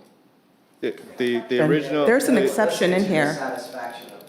Right, under 2B. That's my point. There is The an way it's exception. written here is that the planning director can review and approve. The provision says you may not be permanently altered. If to Councilmember Heidensfelder, into response to your question or concern there, if it was modified to allow put the more emphasis on section E, which is sort of the restoration of the ordinance, so the removal of any trees could happen, but still pending the sort of mitigated efforts. And so that would mean recommending modifying section B to essentially lessen the burden of removal of trees opposed to what as it's written currently. We could put in a qualifier in either B or reference E to say that, accept removal trees, but essentially, unless the planning director may approve the removal of trees to the extent that any trees removed are replaced by trees of the same caliper or larger. Right. And for me, this regulates it almost automatically. I mean, if it's so necessary that a tree of, let's say, 4 inches need to be removed to make place for a trailer or something, right? it's automatically then that the property owner needs to replace this tree. But if the tree is like this, the cost will outgrow, the ability to do this. So. The intent in the original language really asks really to look at the changes that would occur to a site and when we use the example of the PGA of them moving trailers and what I would call things that are related to infrastructure, it would be that particular site could be healed by replanting. And so anything that's not causing something where a site can't be rehealed in a short period of time would be, in my mind, acceptable. I would support that. As I, And that's pragmatic. yeah. I have another question here, John. Related to Section 2B, the language in my book at least starts with the site may not be permanently, etc. What site is meant here? The site of the site plan approval or the off-site? I mean, what site? I think we are not specific here. The site of the temporary. Wherever the temporary where the use is temporary is. occurring. Okay, which could be the site that actually is built upon? Yes. Or it could be a neighboring site? Yes. Could be. Yeah. Is that? That It wasn't clear for me, but is this clear to you guys that this word Yeah, because it covers does, all? that's fine. addressed in the new language in 10A, 2A. Because. Okay, that's fine. I just wanted to make sure from a wording we are clear here. Is that, you understand? Yeah, you can do it, if it's part of a site plan where you're building, this can be approved as part of that site plan. Or If it you're is using another something exception. separate, then you need a separate permit. Right, okay. But this word really represents both options? Yes. Okay, that's fine. Are we clear now No. on which language we're No. inserting? I think we're generally clear on what we're trying to accomplish, but I'm not sure clear on the wording. on the wording. Are we going with? Do we have to 2 specify the wording at this very moment, or can we give the mayor the leeway to work on it with you? You wanted to add a parenthetical after trees saying as. Well, no, we're talking about more than just the parenthetical. Now we're the Essentially concept relaxing it, of removal of trees or vegetation is prohibited unless replaced with, the trees or vegetation are replaced with similar kind and size after the temporary use. At the discretion of the planning director, yeah. So, Mac, if you wanted to. So, For me, that's okay. That wording if would- we want to approve, subject to that, and I'll work with council to come up with, appropriate language that would capture that notion, would that be fine? Yes. So need a motion to amend. Mr. Mayor, before you make that motion, just may I ask a question? Yes. In E, doesn't E satisfy what you're trying to do? The end of the second sentence, areas shall be removed and the site shall be restored to its pre-existing condition. Well, but the issue is, you could argue that, except 2B, as written, says, the site may not be altered by removal of trees, full stop. You think? Permanent. Yeah, so, right now, it would not allow, as drafted, the removal of any trees. It could But be. with your amendment, Yeah, yes. the planning director would have the discretion to approve the removal of a tree that is bigger than 2 inches in diameter if the property owner promises to Well, if we want. restore to Yeah. pre-existing condition. Yeah. That's fine with me. Yeah, I can quickly modify that language we based on can- that intent. Yeah, my thought is we add the definition, and then in that very last sentence in E, you just say the planning director may require the planting of additional or less trees or vegetation to satisfy this requirement, because to bring up his hypothetical, if they're using this site temporarily to build something, but they also have plans to ultimately develop it 6 months later once the site next door is built, like, he ought to have discretion to say, yeah, you don't have to plant 400 trees just to go back and tear them all down to build condos. Well, but we're getting really down into the tree weeds, is that right now, even if the parenthetical, if there were a 4-inch caliper tree, the 2B would not allow that to be removed at all. And I think it's the sense of the council that, gee, you can remove a 4-inch tree or as many 4-inch trees as you want, but you have to replace every single one with at least another 4-inch tree. And if it's a 10-inch, at some point it gets into the tree ordinance, which would be specimen trees, which would be something altogether, but anything short of that. So that's, I think, what we're trying to solve for, but I think we can do it. Yes. Yes, sir. I fully understand what you're trying to accomplish. I agree with it, but I think that the language that you're using makes it difficult at the very inception of it to do anything that would be cooperatively looked on by all parties as a good solution. I know you have to write definite language, but the fact that you'd allow somebody with the planning director to look at a site that's a temporary use, we're going to take all this down, and we'll either transplant that someplace else and hold it until we can put it back after we get done. There are a number of different options that can be done to get to the ultimate objective if you don't make it so boldly restrictive without any options in the language. We are trying to come up with some. I'm supporting that. I'm giving you support for where you're going and hoping that that gets followed. Yeah, so I think if the council is comfortable with it, we've got the concept, and I'll work with the town attorney and the planning director to come up with it. The balance between the rigidity that doesn't allow for sensible compromise Okay. and language that gives definition.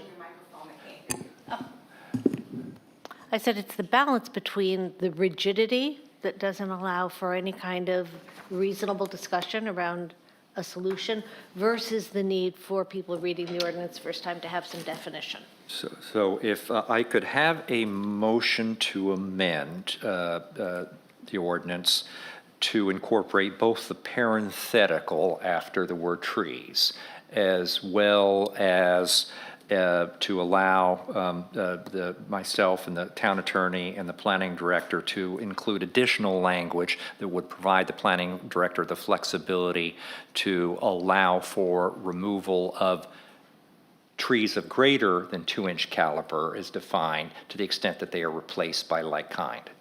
Yes. So moved, as you just said. Yeah, I'll move I'll second it if I don't have to repeat it. Okay. And so, all in favor of the amendment? Aye. Now. Please share that with us when it's done. Okay, sure. And now we move to approval of the ordinance as amended. Any further discussion? So moved. Second. All in favor? Aye. Thank you.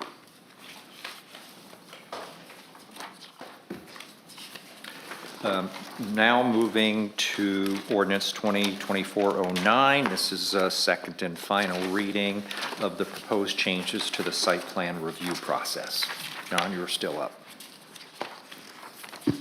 Members of council, I'll just highlight the changes from our first reading. This is, again, section 12-162 site plan review, text amendment. The proposed changes or recommended changes from approved changes at first reading were to change 8 dwelling units to no more than 7 dwelling units, and then as well as revising the Planning Commission's review to review and comment, and the Planning Director's purview still remains review and approval based on site plan with our code regulations, plats, and comprehensive plan. And these may I have a motion to approve the ordinance. So moved. Second. Any discussion? I just have a clarification. It's really not a question. I just want to make sure we're all on the same page. So this is only for multiple unit dwellings. So for example, if a private owner purchased 2 lots or 3 lots or whatever to build a mega mansion,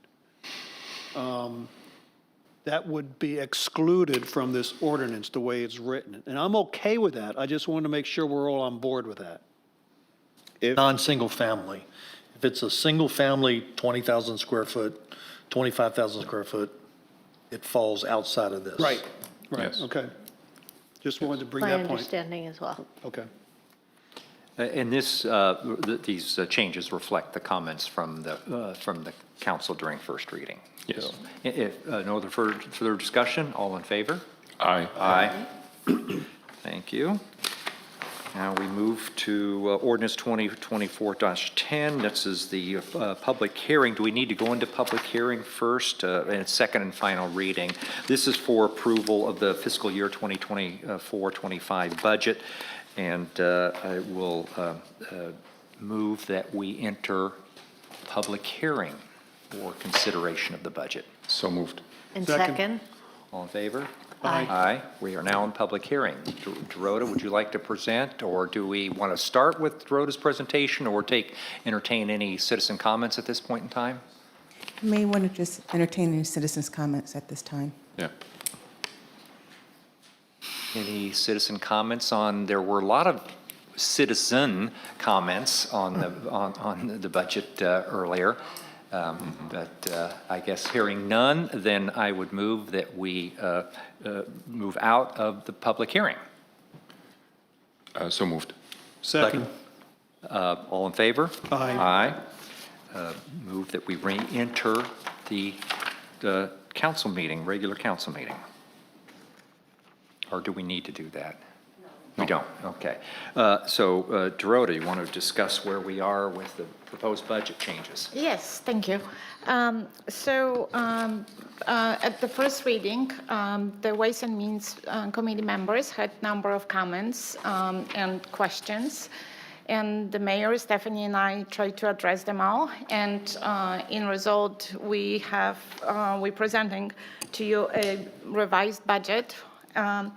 And the total revenues are 15.5 million. Expenditures are 14.2 million, and we'll end up, or we're budgeting to end up with the surplus of 1.3 million. The changes we implemented or we work on are pretty much resulted in about 684,000 reduction in expenditures. And that was the main concern of the committee members, that the expenditures are growing faster than the revenues. I'm going to go through all those changes briefly, just so you all know what we addressed. First, there is a reduction of 121,000 in personnel cost. Yes, sir? Do we need to go through all of these details? I mean, we have studied this once already, now twice. We all provided written input to the budget. In the interest of time, I would be fine. I think that's a fair point. If just to go to questions. Well, if there are any questions of Dorota right now, or we can simply move adoption of the budget and then we. No, I mean, we have questions, Yeah, but we don't need to go through all of Dorota's written comments anyway, because we all read it. I think but let's go that's a to good questions and speed up this whole thing. Absolutely. So can I just answer the questions then, please, if you have any? Well, I guess I just have a comment again. It's not a question, because on page 6 of the document you prepared, Dorota, there's from my perspective, it's a very concerning trend analysis that is showing the revenue decreasing, just as Larry indicated earlier this morning, at the same time as the expenses are increasing. Those two lines, if you extend them out, are about to cross. And we're going to go negative. So I might Not exactly suggest, correct. yeah, well, I might suggest that is probably a discussion that's more appropriate. That's not really a question of Dorota. That's a comment regarding the budget that's probably more appropriate once we move We should move adoption of the anyway, budget. yes. So, yeah, so I think that's probably the best way to do this. So I'd like to move approval of the 2024-25 budget. So moved. Second. Now, is there discussion, questions and discussion? Without Now, repeating the myself. point still remains. The point is that we are really close to going negative cash flow in a particular year. So we have to really be on top of this. And it's really, I'm not trying to be doom and gloom or anything, though it sounds like it, but we just have to be on top of this and track it very, very, very closely. So one item that is really big item that is pretty much just one time is the state accommodation tax spendings. Because those money have to be spent, we have 3 million this year.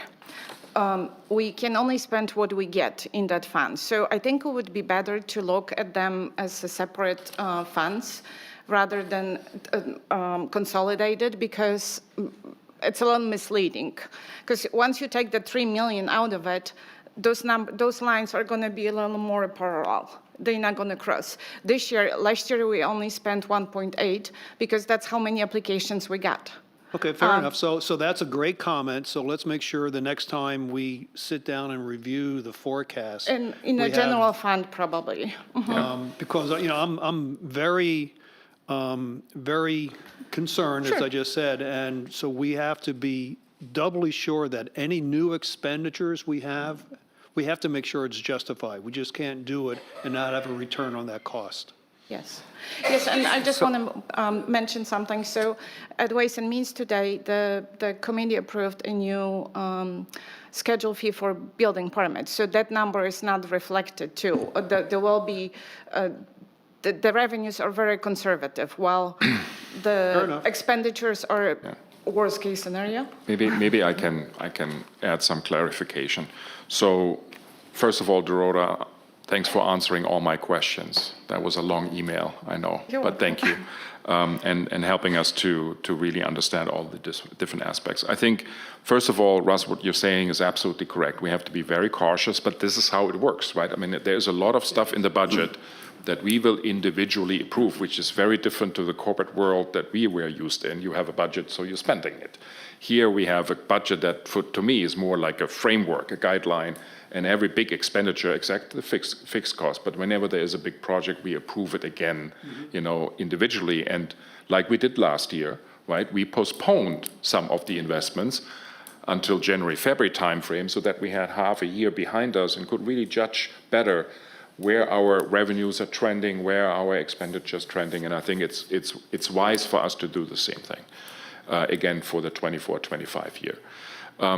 From a trend curve, I would be careful, because a major impact on the trend curve right now when it comes to our revenue stream is also that, at least for now, 24-25, we don't expect another large project like the Cape to be a building permit income for us.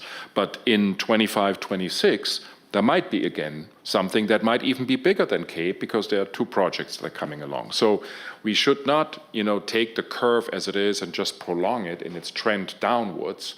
There will be maybe the next budget year where this curve again trends up. Could be. So that's also for the community as a caution, not to expect this trend to just be extrapolated downwards. That's a dangerous proposition, and I think an incorrect proposition. But we need to watch, where we're going. So far, we've done very well. I think we contributed every year over the last couple of years to the reserves. This budget, again, is contributing, 1.8 million or something into reserves. So we have a nice cushion, but I agree. Right? This is a volatile world we live in, so we watch how we are going forward with spending of specific projects that we have in the budget, but need the right time to be approved. And I would agree with all. Just note that, and I thank especially Dorota, but both Dorota and Stephanie for the multiple hours they've spent with me over the last 3 or 4 weeks on various budget items. So we've scrubbed it pretty carefully. It will get an even further scrub on a go-forward basis. We did take out very intentionally a lot of expenses that were not critical, and it was not clear that we could actually spend the money effectively during the expected period, given other staff priorities. We'll certainly be very mindful going forward to monitor expenses carefully. We need to figure out what our levers are that we can pull with regard to revenues. And I'm not sure if you shared it, Dorota, with the others, but you did provide to me, and I think that should be provided to all council members, exactly what are the levers that we can effectively pull on the revenue side to adjust if we need to do so. There will be a revenue impact, a positive revenue impact of the building permit fee matter that we're discussing earlier today, simply because we're bringing permit fees up to where the standard is, where other jurisdictions have them, and they haven't been changed in 2013. But for example, another lever is the local options tax. We charge 1% right now. We're authorized to go up to 2%. So that is one of those levers we could pull on the revenue side if necessary. But first and foremost, I think we should focus appropriately, as you say, on controlling on the expenses. spending side. Yeah. Exactly. So I would caution us really to even talk too much about, increasing our fees and taxes, et cetera, because that will stick with the community, and not that we really should work on the expenses side. I think at the moment, I don't see a need to increase taxes or anything. No. We have a very good cushion of funds available that we will contribute again in 24, 25 into our reserves. That should gives us, a lot of leeway. But we need to be cautious with the spending approval every time it comes forward us. And again, as I said earlier, we did this last year. If we're doing the same in 24, 25, we should be okay, right? Any other questions? No? Thank you again for all your details, Dorota. Sure. This was very helpful. So any other issues that anyone would like to discuss with regard to the budget? Hearing no further questions or debate, all in favor of approval of the 2024-2025 budget? Aye. Aye. Thank you. Thank you, Dorota. Before moving to new business, I would like to take a 5-minute recess and wanted to discuss, consult with town attorney just momentarily on one matter. So 5-minute recess before we'll get started. Thank you.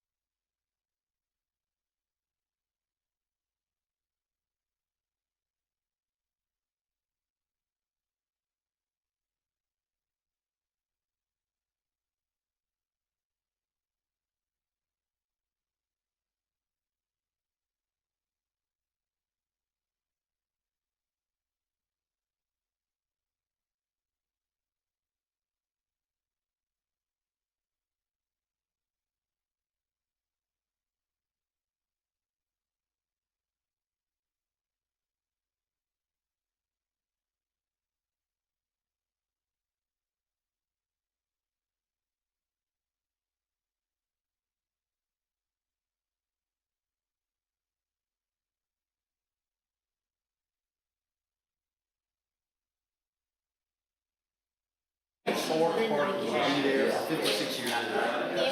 be totally meaningless. Call the meeting back to order, please.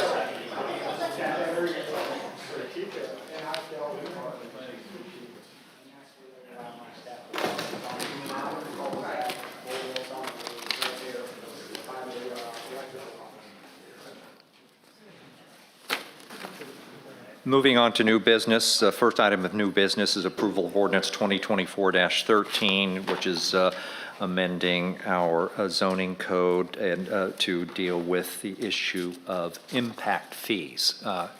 John?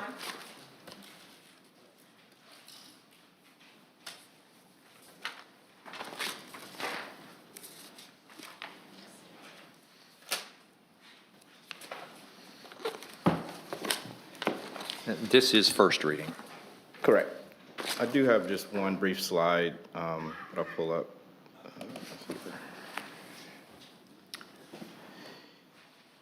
So we have a recommendation coming from the Planning Commission. This is a text amendment regarding Section 12-31, which is impact fees.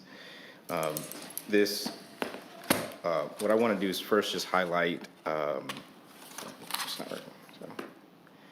that our state, South Carolina, has a really robust process for impact fees. And so just to make council aware that this particular recommendation that is coming forth is not intend for the town to begin the process of levying any impact fees. That is a robust process that needs to go through a number of steps before the town can enact or levy impact fees. However, the intent here is really to provide the town with a process or to understand which impacts we would essentially be wanting to pay attention to. And so through the Planning Commission's recommendation, first just noting that we do have a defined term of impact fees, meaning that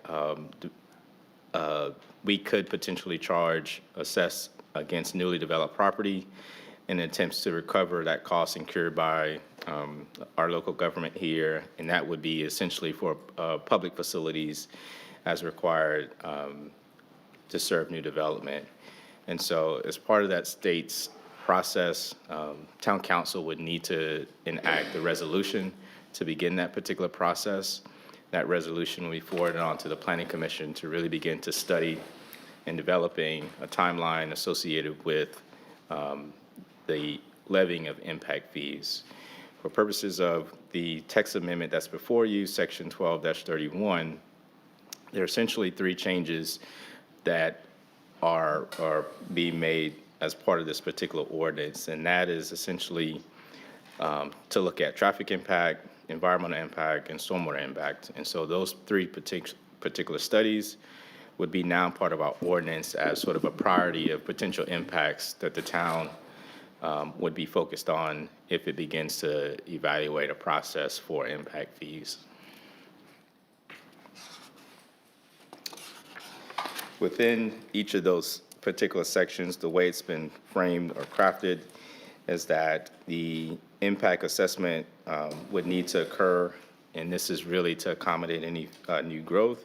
And these particular fees would be able to be collected pursuant to public facilities, services including transportation, water, sewer, municipal facilities that could include public works, planning, and building and permitting, and general administration, police and fire protection, as well as parks. And so that's pretty standard when we look at the definition, or at least within our state statute. The second is traffic impact. Particular traffic impact is really, that's been a priority for the town. We know that we have one spine road that is our ingress egress to the community, the Kiawah Parkway. And so historically, we've been able to utilize mitigation efforts through the development agreement to potentially look at impacts to that parkway. However, this particular impact traffic assessment will look at any proposed development and how that proposed development would impact not just particularly the Kiawah Parkway, but traffic in general. And so that would include roads, intersections, bike paths, and our overall transportation network. And the final is one that the Planning Commission had also recommended, which was a stormwater impact assessment. And these would essentially be looking at not just capacity, but stormwater runoff to existing neighborhoods, adjacent communities, as well as the efficiency of the existing stormwater management system. This is pretty unique for the town. I want to also maybe somewhat tee up that in tangentially related to stormwater, the Planning Commission will begin a process tomorrow for us to really comprehensively look at stormwater for Kiawah and how we manage and treat not just runoff, but from an erosion fill, all of those things that are tangentially related to low-impact development strategies for best management practices. So again, today's ordinance is not for us to levy impact fees, but really set the framework because it is a robust process for us to begin to, if that's the desire of town council, planning commission has outlined that they prefer that be directed through resolution as our state statute is outlined. So I'll stop there, and I guess we open it up for If you have a specific question, otherwise we'll move to consider the ordinance and then have discussion. If you have a specific question. Entertain a motion to approve the first reading of the ordinance. This is a public hearing too, so. Oh, I'm sorry, we haven't gone into public hearing. Entertain a motion to go into public hearing. So moved. Second. All in favor? Aye. Any comments from the public? Not. Motion to leave public hearing. So moved. Second. All in favor? Aye. We are back in regular order. I would like to, if I could have a motion to approve the ordinance 2024-13, please. So moved. Any discussion or questions? So let me clarify, John. This is not about fees. This is really about process. Correct. Okay, in which case, if we listen to the community, the three issues that come up consistently with respect to challenging problem areas are traffic and stormwater assessment and overall environmental impact. Unfortunately, we didn't have this in place 10 years ago, and maybe some of the issues we're facing today would have been eliminated, but I think you're totally on the right track with this. I have a couple of questions, starting with the easy one. So, John, when you talk about environmental impact studies, would that also include wildlife? So the impact of a development project on bobcat dens, for example. Good question. Yeah, so this is a little bit, this question somewhat came up during our town's council retreat, and particularly around bobcats. The way that it is written, yes, it would include attention to endangered wildlife and wildlife species. That's the short answer. Okay, that's fine. Yeah. As long as we understand it this way, I might, just for clarity, maybe we'll talk about an environmental/wildlife assessment, just to be more precise. If you look at the second bullet under environmental impact study, it lists out their endangered wildlife, their habitat. Oh, I'm sorry. Yes, I'm sorry. I overread that. Sorry. The only issue in that regard I would note is looking at the state statute that the amount of the development impact fee must be based on the actual improvement cost or reasonable estimates of the cost supported by engineering studies. I'm not sure what impact fee we would pose. I think it's a legitimate issue. Well, if we have to relocate something, right? That happens a lot in Europe, rather not here, but could be. But anyway, so that was just a quick clarification. So here are a few procedural topics. So at least to my understanding, there's not a clear definition when these impact assessments have to be completed and when not, and who requests the completion of such, and under what circumstances. So is it the size of the project? This whole procedure to even start these studies is not clear to me. Yeah, so that would essentially be a different procedure. as this is related to impact fees. So impact, if the question is, would we require an environmental impact analysis for a development project independently or sort of with our site plan review? Is that the question that you're? For example, I mean, how would we as a town kick off? I mean, even before that, I don't even know who is down. It's not specified. Is this actually a task for the developer of a property to do these impact assessments, or is this us doing it, or is it us contracting somebody? That's where it's already not clear to me. I was going to ask who's going to pay for it. Who pays for it and everything, So, John, if I can kind of jump in here. The state statute requirements are fairly onerous to impose impact fees.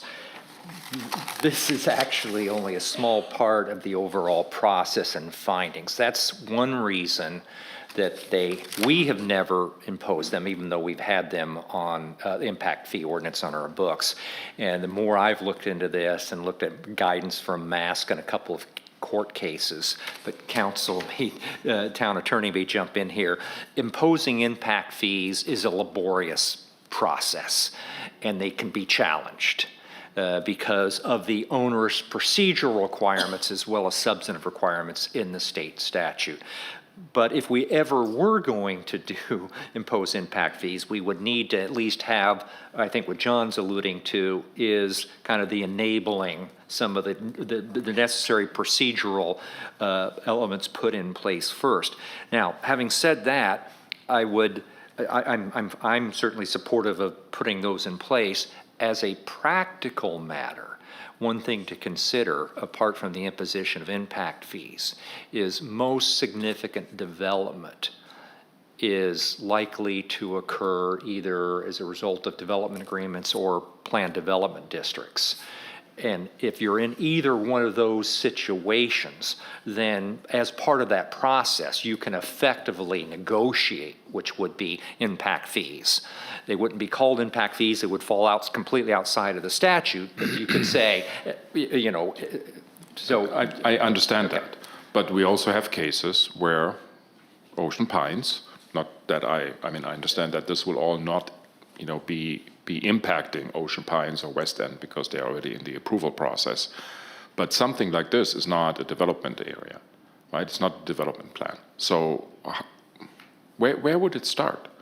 Who determines that an assessment is required? And under what criteria would we make a decision? I mean, I understand that this is all, laid out in theory in state law, but how would we trigger that? And to follow up to that, one of the things in this ordinance says that the impact fees are to be paid when the building permit is issued. But I guess that means, in order for that to happen, all of these assessment studies would have to be completed prior to that. Yeah, between site plan approval and Right. building permit. And so then who pays for these assessments? I want to clarify a few things. I think there's a missing component here for procedurally or process-wise that deal with impact fees. So I've referenced the state statute, right, that outlines the process for a municipality going down in order to levy impact fees. Prior to that occurring, essentially that municipality, that local government, which we have, would need to identify in its capital improvements plan those specific projects that would essentially, you're looking at how offsetting those particular costs through these proposed new developments. So the statement that Mayor Belt mentioned of the state statute being pretty onerous, these particular studies are only one factor of us being able to understand what the proposed impact to the community would be. So for Kiawah, the reason why we've listed these is typically you would only see them for in the advent of traffic mitigation, those types of things, but the environment and stormwater were the others. So there's really the a timeline for the impact fee, an explanation of how we would calculate those impact fees. Those are all predicated on us knowing exactly how that proposed new growth is impacting existing capital facilities. So it's really a large task for us to put a requirement to say, hey, you are now required to do this study, because once that study is produced, that study is now folded into a larger process. So if it's a separate, I think, I'm just guessing, but share with me if I'm not heading in the right direction where I anticipate you are, is requiring a particular study to be shown independent of us collecting a fee. Is that what I'm? I think the study has to be done way before the building permit is issued. Correct. So Correct, yes. it has to be. There- So then the timing, though, is then when? Is it with or conjunction with submittal of the site plan? So those are way ahead of any formal submission of a development. All right, but we're not going to be able to assess, in theory, if we get through the onerous thing that Mayor Bell talks about, we're not going to be able to assess an impact fee until we know what the impacts are. Yeah, so in my mind, the short, just kind of to really I don't think Kiawah is in a position to really levy impact fees based on our. Why are we doing this? So then that's window dressing. What's the purpose of this? So that's kind of what I said as a practical matter, whether if we ever want to impose an impact fee, this is a necessary predicate, but and I invite Mac to jump in if experience with Hanahan or any other municipalities, whether they've ever levied impact fees or you're aware of impact fees have been levied. But as I read the statute, I would say, I would agree, as a practical matter, I would agree with the planning director, it's never going to be worth a candle. The amount of work and effort that has to go in order to assess impact fees, we're never going to have a project and a process and a timeline that's going to allow for actually assessment of impact. So I submit a motion to table this. Or, yeah. So not approve it. So, yeah, I think as everyone has said, there's this state statute and it really goes into detail and it defines what a municipality must do because its impact fees have been challenged. But in our case, I would think that as an example, probably maybe the only time we may do an impact fee is if for some reason there's 300 acres remaining outside of Kiawah. If for some reason town council ever wanted to consider annexing that and they do a cost-benefit analysis, they could potentially, if we have this fee, say, the impact you're putting on our roads, we're going to impose an impact fee. So that may be the only time. But then you can, as the mayor said, you can negotiate that as well through PDDs. But that may, when I'm looking at down the road in the future, Right. if that happened. So, but using That's your fine. hypothetical, so couldn't John or whoever's reviewing the plans make that a condition for approval? What, impact fees? Or whatever we think, you need to add another road. You need to No, why only can't- if it's a PDD. That's where council and the developer negotiate, but if not, he can't just He impose. just administers the zoning Right. codes. Yeah, he can't say, because the impact fee here, it requires a very detailed ordinance. You have to do plan studies, so it's very let's detailed. stipulate that if we were ever to expand the geographic footprint, Right. but by the same token, one might argue that if the future council was ever going to go down that path, prior to actually doing that, then they could do what we're proposing to do now. Again, I'm not opposed to doing this, but we're not going to do anything with it. I don't think, as a practical matter. It's a waste of time. So Has already been a waste of time. in that case, Because again, let me clarify this. So Mac, the old inn parcel, okay, where the former little hotel was standing, this will be developed, right? This is easily a 200-acre property, probably even bigger than that. I don't know. I'm not sure. What are you But talking about? it's even 50. Right, yes, But that's it's a substantial development with, a lot of traffic coming in. Is this an example, and it would not be a PDD, is this an example where we could seriously and practically, impose impact fees? I don't think y'all will ever, probably ever seriously and practically impose impact fees. They're very, it's very onerous, as the mayor has mentioned, and it's also surrounded by litigation. I've defended lawsuits where one of the counties I represented ended up having to return $11 million in impact fees because it wasn't done properly. And Ross Appell's made a living suing governmental entities for violating the impact fee statute, so. And by the way, that just an example of that type of development, if it weren't addressed by a development agreement, it's distinctly possible that it would be a PDD, in which case we then could negotiate as part of that. But then still, we would not need this Then ordinance. you would not need any of this. Right, and I worked in a community with impact fees. I used to be a planner in Hilton Head. We had impact fees, but it was very, very specific, and so, but I don't know what happened here. Brad, would you please, withdraw your motion? Or no, who was first?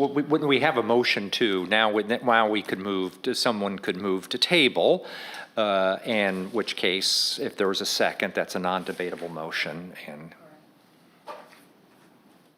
Or we can just vote no. I mean, That would be easier. That would be easier. Yeah. Why don't we, all right, Why don't we just vote no? yeah. Do I have a motion, any further discussion? Nope. Is there a motion to approve? No, you already have. You just vote. That's Ask right. for votes. Okay, all in favor? All opposed? Nay. Nay. Nay. Nay. Okay, done. No, it failed. When I said I would recommend a motion, nobody seconded it. Oh, okay. So it didn't go anywhere. Have we voted down that ordinance? Motion, ordinance 2024-14, and this is dealing with Chapter 5, Article 14, Section 14506, Notice of Rental Residence Rules and Regulations. May I have a motion to approve the ordinance? So moved. Second, Any discussion? Bruce, you want to talk about what you're proposing to do here? Yes, thank And you, why Council you think Mayor. this is necessary? This ordinance came about through a staff request and also some property managers of rental properties, obviously. What we're looking at is that the property maintenance code requires an occupancy load for an individual bedroom. And it's based on if you have more than one person in that bedroom, obviously. The problem we've been running into is that the demographics on the island have changed over a few years, and we're seeing more investment properties. And the designs of these homes for these investment properties include built-in bunk beds. This ordinance will establish a way for us to actually do an occupant load count based on the size of the bunk bed. Why is that significant? Reason being, bunk beds, bunk rooms, whatever you want to call them, are typically designed for children. These are on upper levels of homes. There's a safety concern. If a fire develops on the first floor, how are we getting the children out? That's problematic. Personally, I like to see bunk rooms disappear. However, the property maintenance code there again says that if you have more than one person occupying this room, you have to calculate it at 50 square feet per person. In order to get a per person count in a bunk room, you have to establish how many people are actually sleeping in that bed. If you have the potential to put 2 children in a bed, then you have to establish a factor as to how are you determining how many people are going to be in that bed. Currently, we are enforcing it from double beds and above or two-person. A double bed is 54 inches wide. Hence, that's why it's in the ordinance proposal at 54 inches. That gives us the teeth to enforce the occupant load for the given bedrooms or given bunk rooms, so we can get a somewhat of a calculated amount of how many people are actually going to be in this bedroom. Therefore, we can then use that calculation to determine the size and area that this room has to be. We have already sent out memorandums to the architects, to the contractors, to property managers, as to how we are going to govern these areas, and we've already been doing this. This now just gives us some transparency and obviously the legal teeth to completely enforce it and let everybody know that this is the process moving forward. Questions for Bruce? Yeah, I'm not sure what you're trying to accomplish. You mentioned fires. You mentioned, I thought you were going to go with, the number of people in a room. You're going to be overloading the rooms. You talk about square foot areas and you talk about bunk beds. I don't understand what you're trying to accomplish. So basically what we're trying to determine is overloading, which is exactly where we're going with the occupant load count. So the occupant load count at 50 square foot per person over one gives us an area that the room size has to be in order to accommodate that many people. So if you have 4 persons, you're looking at a 200 square foot room. If that room is less than 200 square feet, it's in violation. And I think, Bruce, help them understand, this all came about because of short-term rentals.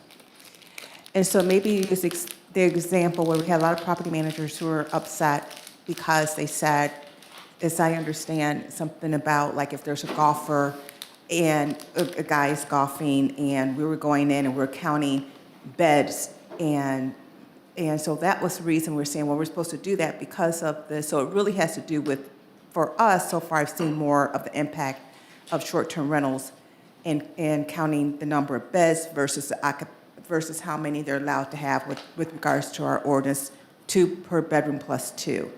So that's what we're trying to add in here, was that the perception was that we all of a sudden changed the rules, which we didn't. It's just been we've just really started enforcing it.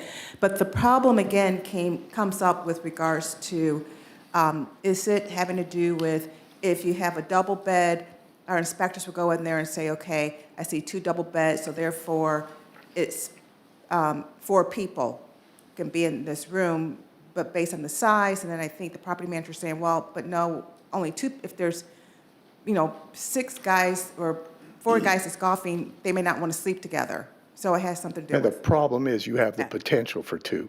Yeah. Okay, so you have to base it on a worst case scenario. And that was throwing If you've things out. got the ability to put 2 people in that bed, I can guarantee you they're going to put 2 people in that bed. I mean, that's just a given.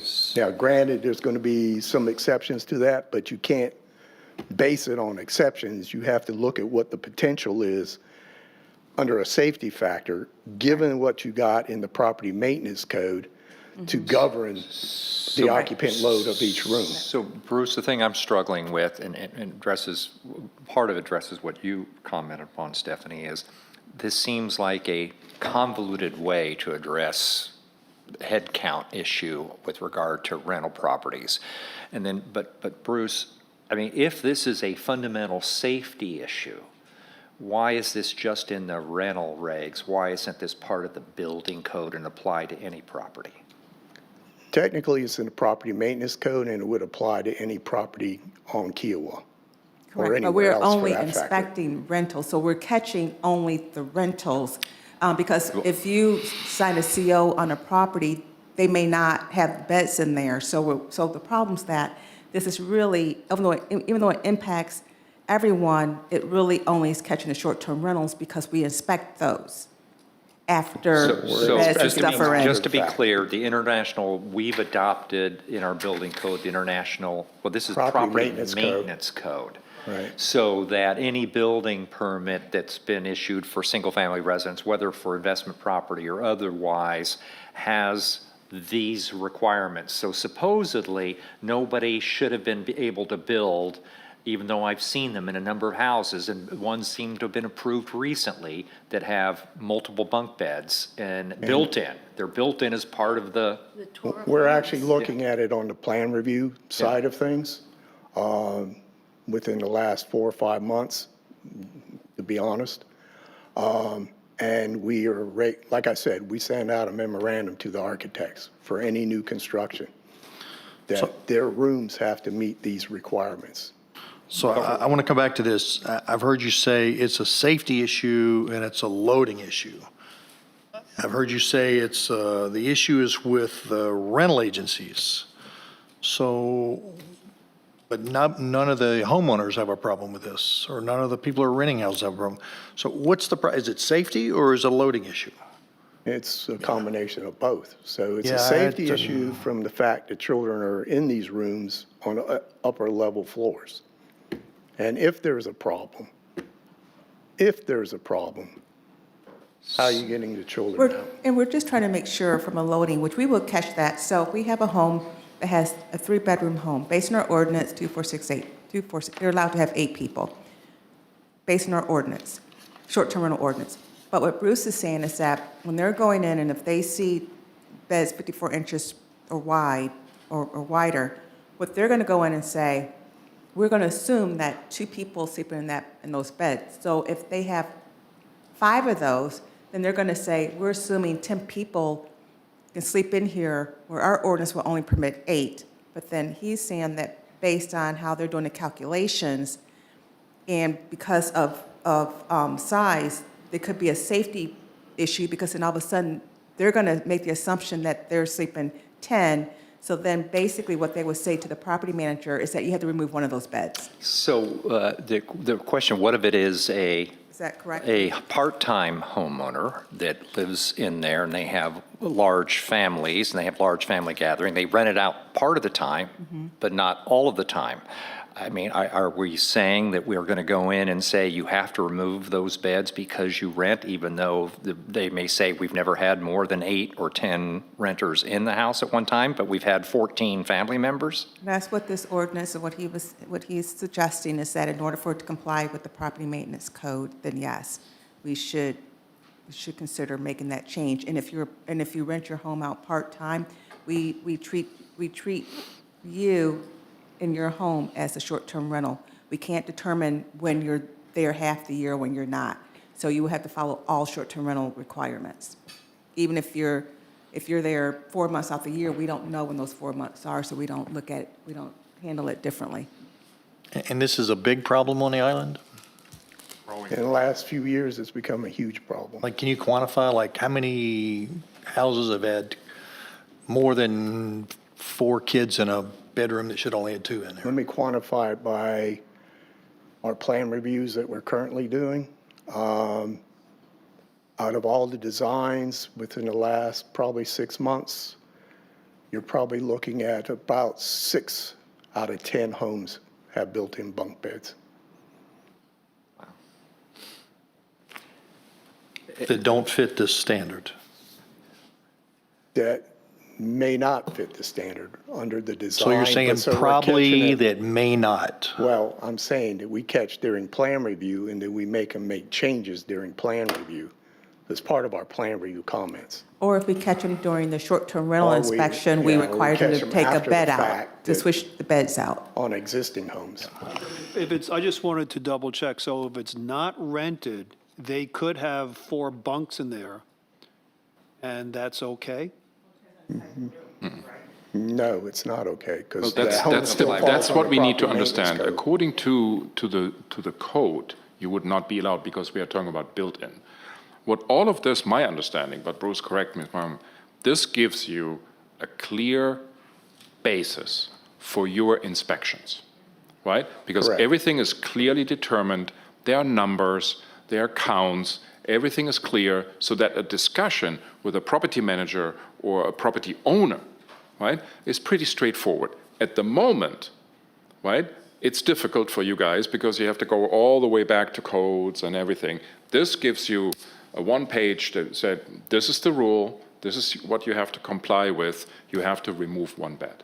So how do you handle the built-ins, though? I mean, somebody, Well, are you during the final saying- inspection, if you visit a home as a final inspector before you get the certificate of occupancy, right, these built-in bunk beds are already there. Right, so how do you handle that then? At the moment, I guess it's a lot of discussion between Bruce and his team and the property owner. This clarifies this. That's my understanding. So technically then, so you have a room with 4 bunk beds that are built in. Technically, you're not allowed to have 4 people in that room, is that correct? No, that depends Given on on the the size. room size. So you Based do on an the room occupant size. load, you figure out what If the it's a room big size room, is. Right? If the room size is adequate, then there's no problem. There Because the are trigger is definitely really, how do some you flee relatively newly out of a built, room if fairly they expensive homes And all that of a have sudden there's a built-in fire where bunk like, beds. And some of those are compliant. But I know some are pretty small rooms. Yeah, I'm saying some Help are. me out here. What are the jump from the top dimensions bed of a down, room, because- so, I X mean, by this- X, that it's accommodates really 4 about bunk how beds? you So if you have 4 the bunk beds and there are 4 single beds, you got 4 people, that's 200 square feet. 10 by 20. The room has to be Pretty big room for a 200 square bedroom. feet. still, 15 by you would still 15. violate the building code. All right, so Bruce, I just have another question. So another example, so you have 6 bunks, 6, and you're only allowed to have 4 people in that room. So that homeowner cannot rent their home? Until they become compliant, Until they what? become Become compliant. compliant, which means they will have to So they remove, remove 2 beds. they have to remove the 2.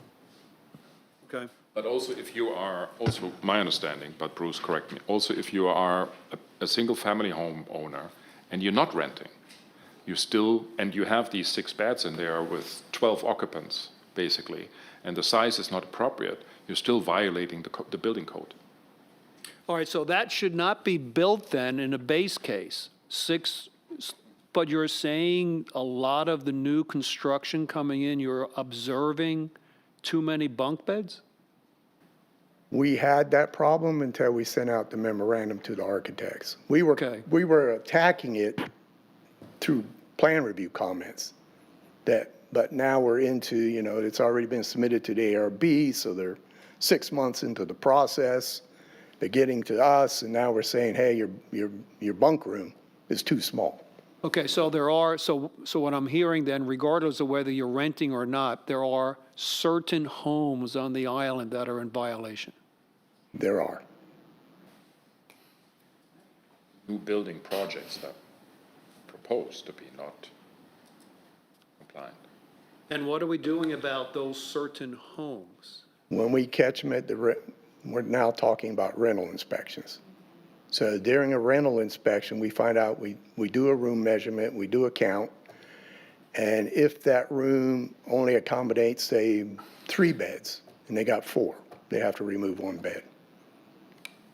And the same happens with a single home, but only once when you get your certificate of occupancy.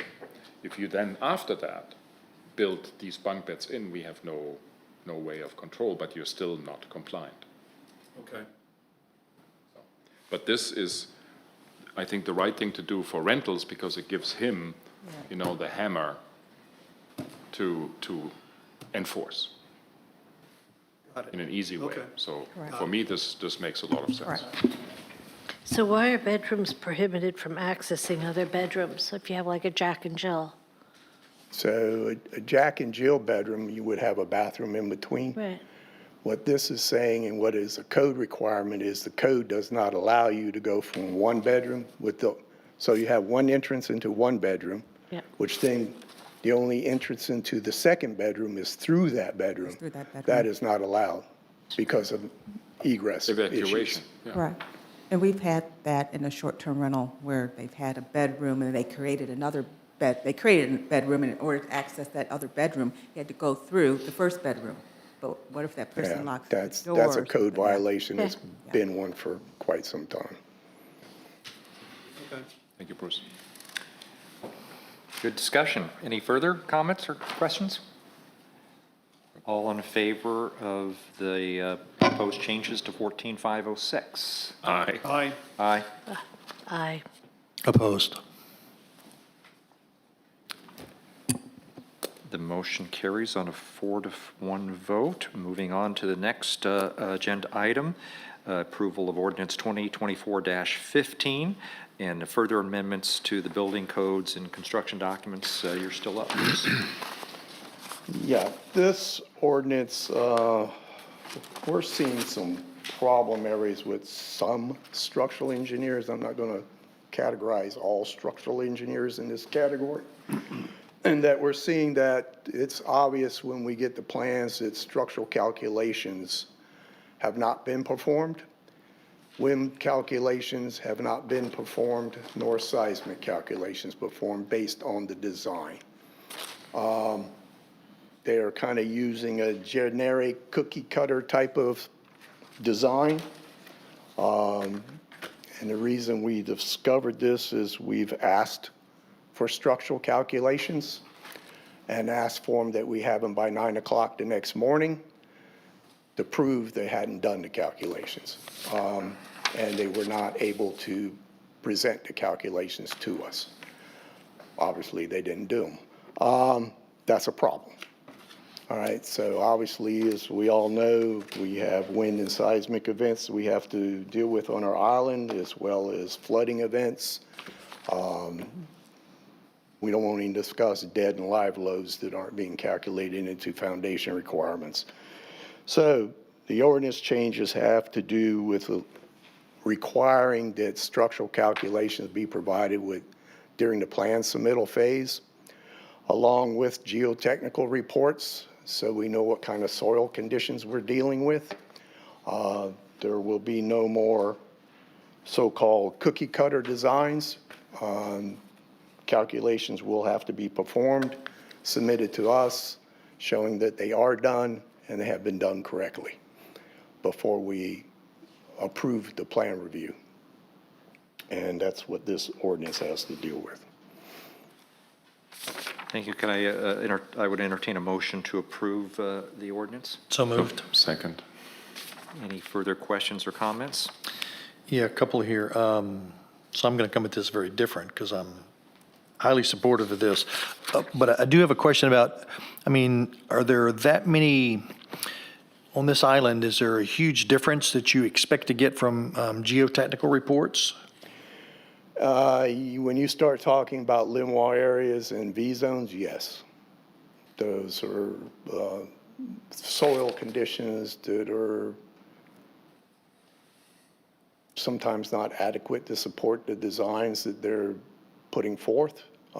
They would require deeper foundations than what we're seeing. They're trying to use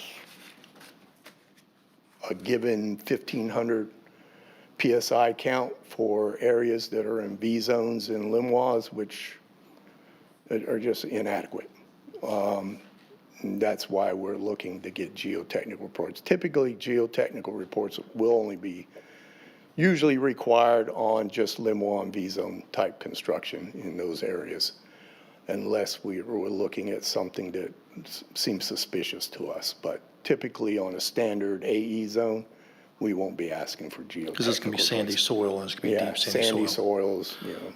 So just thinking about the homeowner and the inch of cost, do you need it for every place on the island, or you should, for the geotechnical, do you just need it for the places where it's like marsh fronting or? Yeah. Typically, we're going to be required for Limois and V zones, not any Everything else would be an AE zone around our island. And is So- this going to require it for the AE zones and everywhere, or? No. Okay. No, we're just, the structural calculations will be required for all new homes. But as far as the geotechnical reports, they'll be required for limb wall and V zones. When you say cookie cutter, what does that mean?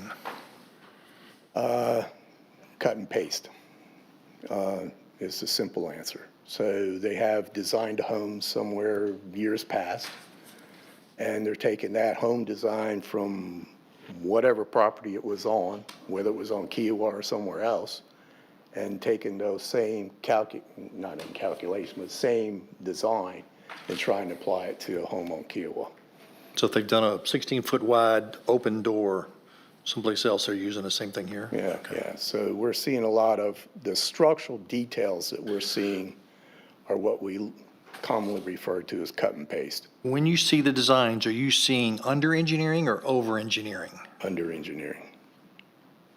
I would suggest that you might look for the other side, too. Yeah. Over-engineering. That's, yeah. Because I know Unless that's you could happening build as a well. foundation too large and the soils wouldn't support it, yes. Well, when you don't have calculations, Yes. you think about the cookie cutter design, they could just take something that's very conservative and just paste it in there, and you can have steel where you don't need steel. Correct. And why 600 amps? Why, that seems high, why not So- 400, above so 400 would be? 400 amp services on the island for a residential home are common, very common. 600 amps, you're now getting into more of a three-phase type service versus single phase. You're looking at, metering at the transformer, not at the home. And so it's a little more complex. We would want to see calculations for that and why are we going to the 600 amp or greater? What's causing us to go that high? And how many homes do you typically see with that kind of configuration? Have to be relatively I think few. on the island, out of the 20 years I've been here, we probably may have 6 or 8. Yeah, so it's a very small amount. That's all I have, Mr. Any other Chairman. questions? All in favor of approving the ordinance? Aye. Aye. I abstain. Thank you, Bruce. I guess you're still up. Next agenda item is ordinance 2024-16. This one, I think, should be pretty easy and straightforward. Yeah, I think so. I'm not sure it requires, if anybody's looked at it, I don't think it requires much explanation, but if I could entertain a motion to approve the ordinance as proposed. So move. I mean, It is, just changing registration, swapping out registration for licensing. that's pretty much it, yeah, just to be compliant with state law. Any questions or comments? All in favor? Aye. Aye. Thank you, Council. Thank you, Bruce. Thank you, Bruce. Thank you, Bruce. So is it still Bruce up, or is this?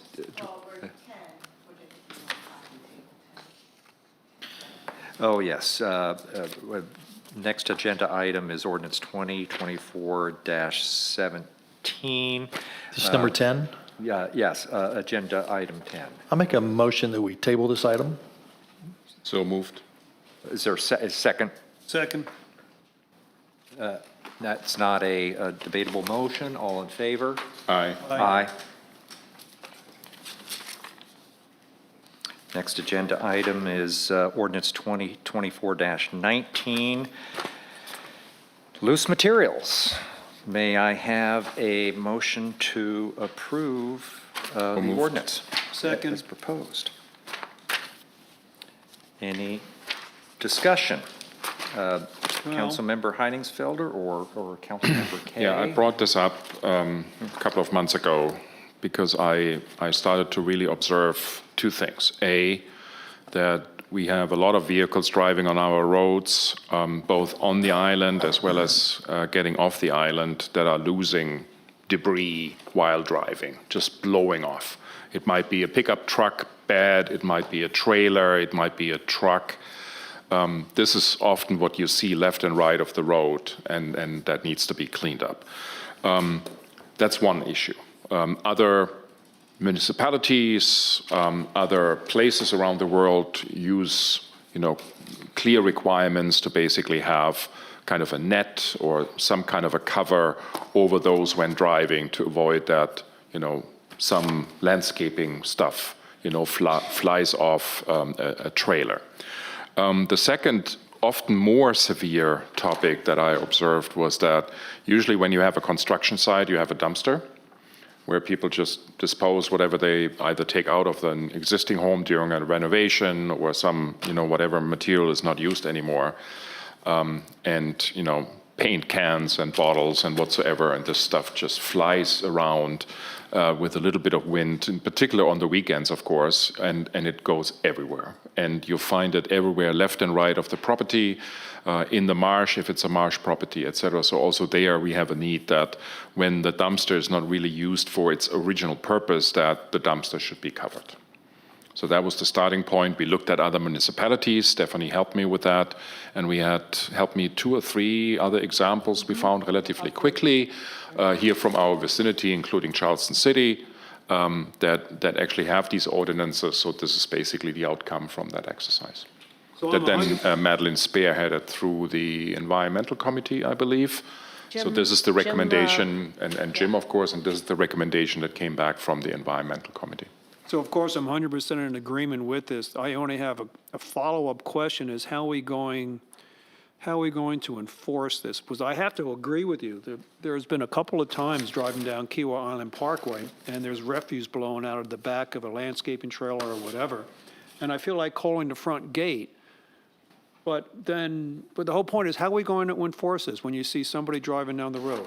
Well, first of all, it starts with information, Russ. So remember, we had some changes last year where we clarified that we actually had already a regulation that landscaping companies would not be allowed to leave landscaping debris at the side of the road of the property that they were servicing. Only private property owners were allowed to put their debris there because that was part of the contract, actually, we had with Carolina Waste at the time. We put that into an ordinance, right, early this year, probably, I think it was. We communicated this properly to all the landscaping companies that have a business license. I do believe we even had some leaflets that we handed out in the morning in English and in Spanish to people that looked like landscapers. And ever since, I have to say, I have not observed any violations. So I'm optimistic that when we do the same kind of communication, that it will help. It might not eliminate everything, and then it depends on what our code enforcement, observes and fixes. Okay, all right, fair enough. So, Mr. Mayor, this is a bit off topic. I apologize, and you can stop me if it's too far, but this discussion and the discussion we had before about business licenses, it almost seems like, and education is part of this too, handing out pamphlets. It almost seems like we could partner with KICA and have a code enforcement officer at the front gate who hands out informational packages to landscapers coming in that need coverage, that identifies people who go in that have businesses that don't have the business license, that somebody could call in and say, these guys are, trash is falling out of their truck. Maybe it's food for thought for the council, but having some type of enforcement, we probably don't want to ask KICA to do it, so maybe us having a code enforcement officer standing maybe just outside the front gate, so it's actually on town property. That might be a solution to several of our problems, both educational and enforcement. Just food for thought for the council. Thank you. I guess the question or concern I would have is not with the concept of requiring dumpsters, dump trucks, or large commercial or construction vehicles to have to be required to be covered, but as drafted, this goes well beyond that. This applies to any vehicle. So if somebody's driving one of those Jeeps, the one with the back bed, or just anybody has a regular pickup truck, And are they required to have a covered? If they have loose material Yeah. in their back, yes. Some of the biggest offenders are the landscaping trailers that do not have a top on them. I'm talking about just any homeowner with a Ford F-150 or something like that. If he or she is transporting loose material in his truck bed, he would need to secure it. So how are you defining for this purposes loose material so that literally just if you're carrying beach stuff? What, you've got a something bunch that of would beach- fly out like Yeah. mulch, something that will fly out Right. when you're driving. But also, if you have beach stuff in your F-150 truck bed, right, and one of it is an empty Coke can, and it flies off, you are a person that, scatters and spills and otherwise deposits any material We of already have a substances, et cetera, littering et cetera. ordinance, but this would seem to, are we requiring that they actually that they have a cover for their F-150 every time they may have an empty Coke bottle in the back? That's what because we already have a littering ordinance. I think yes. Yes, based on our definition here, Absolutely. 1 and 2. Yeah. Yes. For load, it says Absolutely. any material transported on or within a vehicle, including but not limited to debris, equipment, goods, or other objects. So I take, just for the sake of argument, Russ, the other side, Councilman Werner, the other side of this argument, because in essence, what you're saying, if there's one Coke bottle in the bed of your pickup truck, you're going to have to cover that bed every time just for the possibility that something might blow out of it. Then put it inside the cab. Exactly. Yeah, Yeah, We are you have to just- be responsible. Yes, exactly. It's all about responsibility and mindfulness. but the problem is not somebody in a pickup truck with one Coke bottle in the back. The problem is the dump trucks and the dumpsters, and I agree the with that. interesting thing is the dump trucks are least of the problem because they often actually have already covers over what they are transporting. So when you look at, for example, the dumpster pickup of Carolina Waste, they usually pull up the dumpster onto the truck and then they fold over, a net. But So those are the least issues. They usually have it, and I would say the guys who are driving the pickup trucks usually don't have debris blowing out of the back of pickup trucks. If they are careful and they are not transporting materials that could blow out, they're perfectly fine. But the problem we're talking about is people who are transporting stuff generally in trailers that should be covered. Yes. It's not the guy in the pickup truck. It's a trailer, a landscaper, it's some Yeah. type of thing like that. I think It's we should also the focus our pickup truck. attention on where the problem is. I would just add one of the things, now, maybe we haven't gotten a lot of calls, but we used to get we had an owner on the island who called us all the time, and on our portion of the parkway, we did have we occasionally do have problems with debris, but our debris that we're seeing is probably coming from, it's normally lunch containers, so probably workers for lunch, and they may throw their empty containers and have no idea why it's flying out of their vehicles. But that's what we're picking up a lot on the parkways. We're picking up empty food containers, Bottles, cans. That's what we're seeing on the parkway. I'm not convinced that all of those I are don't know. flying out of the back of the truck. I just said, I don't know if they're Sometimes flying. they're just tossed. They may just toss, but yeah. But I'm just saying that's what we're picking up on the parkway. But when you drive up here, for example, Do a lot about stuff that's tossed, but we can do something about stuff Yes. that's flying out the back. exactly. So, but again, my concern is just the overbreadth of the way that as this is drafted. I would have no issue with requiring commercial vehicles that are doing business on Kiawah Island that have open backs to have covered dumpsters. A commercial vehicle would include the F-150 though, with the Not, open no, back. not if it's your personal vehicle. Well, no, but there's. We'll include the a lot of F-150 if landscape- they Well, I'm not, have, if it's a commercial vehicle, it's a commercial vehicle. if they have their company logo on it, we would define that as a company I would vehicle. define, I'm saying I'd limit this to commercial Yeah, no, I understand. What I'm vehicles. saying, Which, many of which is a those are- possibility because then your access code to the island is different, right? Because you're running a business, you're having a business license, and then you have a certain access code, which, for example, would not open the gate for you on Sunday. Well, they're both left, so, but I think that's how it works, doesn't it? Okay. I think. I hope so, it would work this way, but anyway. So, I mean, we could Yeah, start. again, it's as draft, I think it's and overbroad, but I think add- the concept is. And well add to paragraph A that this is for every type of commercially used vehicle, and start there. Which I agree, because that's probably 90% of the cases That feels better to me, that we too. have a problem with. Okay, I and would then be if okay we with that. find that it's still a problem, we can amend Then, it. exactly. Is there a reason why this was, it wasn't written in a typical ordinance form, and it's got attached as Exhibit A, and which is repeated twice? What do we? I think that has to do with the A is what our legal team put together. The colored one is what, it come from a recommendation from the environmental committee.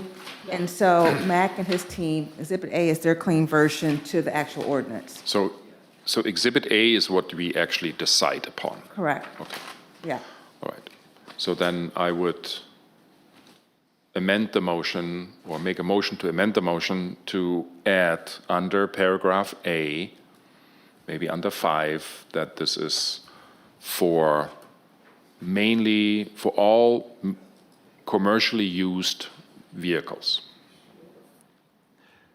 Well, I'm not sure it would be under the definition. That it should probably be in a preamble. I mean, by council to jump in, but it should probably say, that this is applicable. This section, which is in A, it says 2-516. It's actually 15-216. This section is applicable to, and then define what it is applicable to. Why not just in 1 and 2, just say, instead of just saying vehicle, say commercial vehicle? I mean, that's what we're talking about. That would be very. Yeah. I would be more comfortable, but, and I think would be easy to do, is under, as the first sentence before A, under section 15-216, loose materials, this title or this section shall be applicable to commercial vehicles doing business on Kiawah Island or something, to You're that getting to effect. the same place, but that's okay. Yes. Yeah. I'll just make a motion to instruct council to make Okay. it's applicable to commercial vehicles. Thank you, Okay. sir. Okay. Yeah. There you go. Okay. There you go. I move to I make make council that responsible motion. for, yeah. I second it, or Madeline seconds it, whoever's appropriate. Did you just mimic his count, his, okay. And I it's seconded. Seconded. Any further discussion? All in favor? Aye. Aye. Thank you. And as Thank we you, said Matt. before, Aaron, we need, again, a good communication concept for this one, Yeah. when it goes through the second reading. Then. The next agenda item is under tab 12, ordinance 2024-21. I thought we were not doing this. Are you prepared to make a motion to table? Motion to table this Second. topic? Non-debatable, non-discussed, all in favor? Aye. Aye.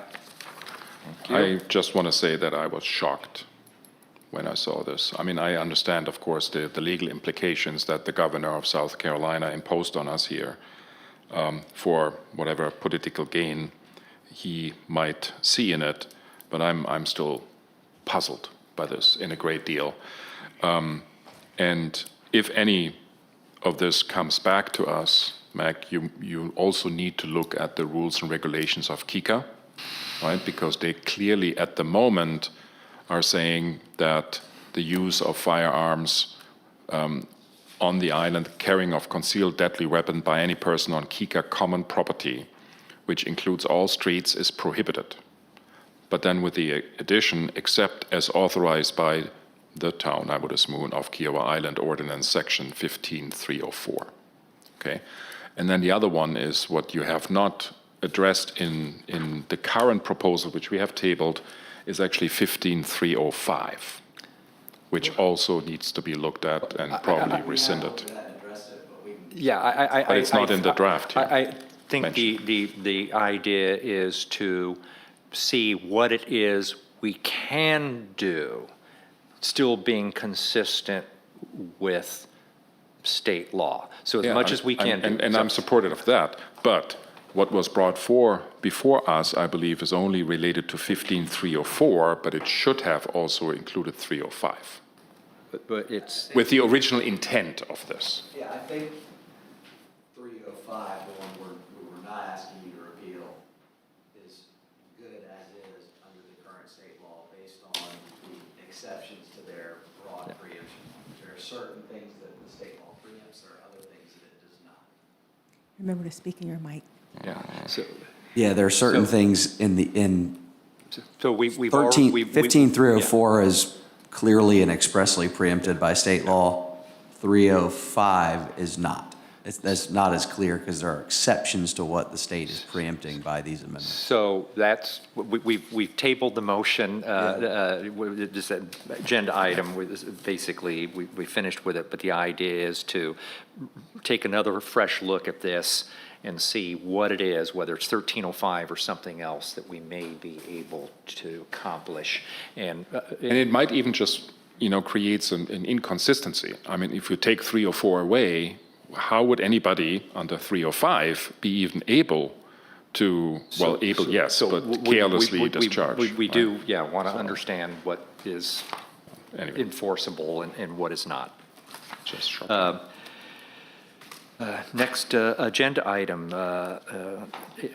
H, consider approval, this is the new building services fee schedule.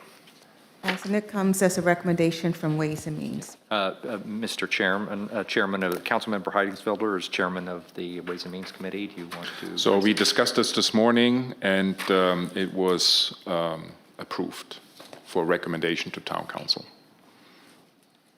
Would you like Bruce to make a presentation, or you could? Oh, because we have two members sitting here. Yes, yeah. So, all right. So the background for Madeline and Russ in particular is we have never looked at these building permit fees for quite a while. Bruce conducted a little benchmarking with other municipalities in our vicinity, as you could see here in the documents in your folder, and it became clear that our current building permit fees are far below where they should be. So what Bruce has proposed to us here in this document is to increase them, not to be the top, but be among the leading municipalities in our vicinity when it comes to building permit. I read this packet over the weekend and it makes perfect sense to me. So the only thing that we also discussed and gave Bruce the task to further look into was the question if we need another one or two brackets above the 500,000 valuation of a project with probably higher fees. So because when you go into a commercial development like the Cape, for example, the workload exponentially increases. So the question was then brought up, is it necessary then in proportion, to say every project over, I think we used $4 million just as an example, that we then would not use $6 per 1,000 square foot, I believe, but maybe a higher number. But he wanted to come back with us as a further amendment later on, but it was approved as it was presented. We just So need a can we motion get in a a second. to go motion, in because I want to discussion. discuss this a little bit? We need a motion. Okay. So can we have a motion to approve the recommendation coming from the Ways and Means Committee? So moved. Second.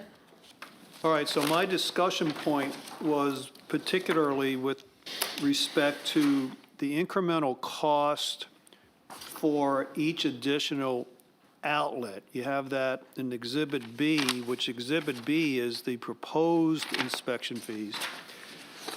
You have that for each additional gas outlet, each additional fixture, each additional water or sewer connection, and they're only $5 per unit. That doesn't even come close to covering a minute of the guy's time.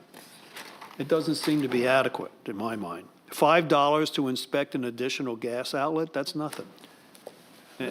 Bruce, I don't know if you want to Yeah. address any of this. We didn't spend much time. Most of the time was spent on the kind of the core permit fees, not some of the ancillary fees. As far as the subcontractor permit fees go, there was a slight increase from the original to what we're proposing. The outlet fee charge, if you will, which involves receptacles as well as gas outlets or plumbing fixtures, is only at $5. Right, that's my point. Yeah. We didn't amend that at all. Jack, can we discuss whether we should, and in I conjunction? mean, we can discuss it, yes. Yeah, but in It's just, conjunction we with- didn't really look at that. We focused more on renovations and new construction and that type of thing. And that's fine. So at the same time, when we're discussing the additional fixture, and we'll vote on whether we want to do it or not, but we have on the same page of Exhibit B, a re-inspection fee of $250.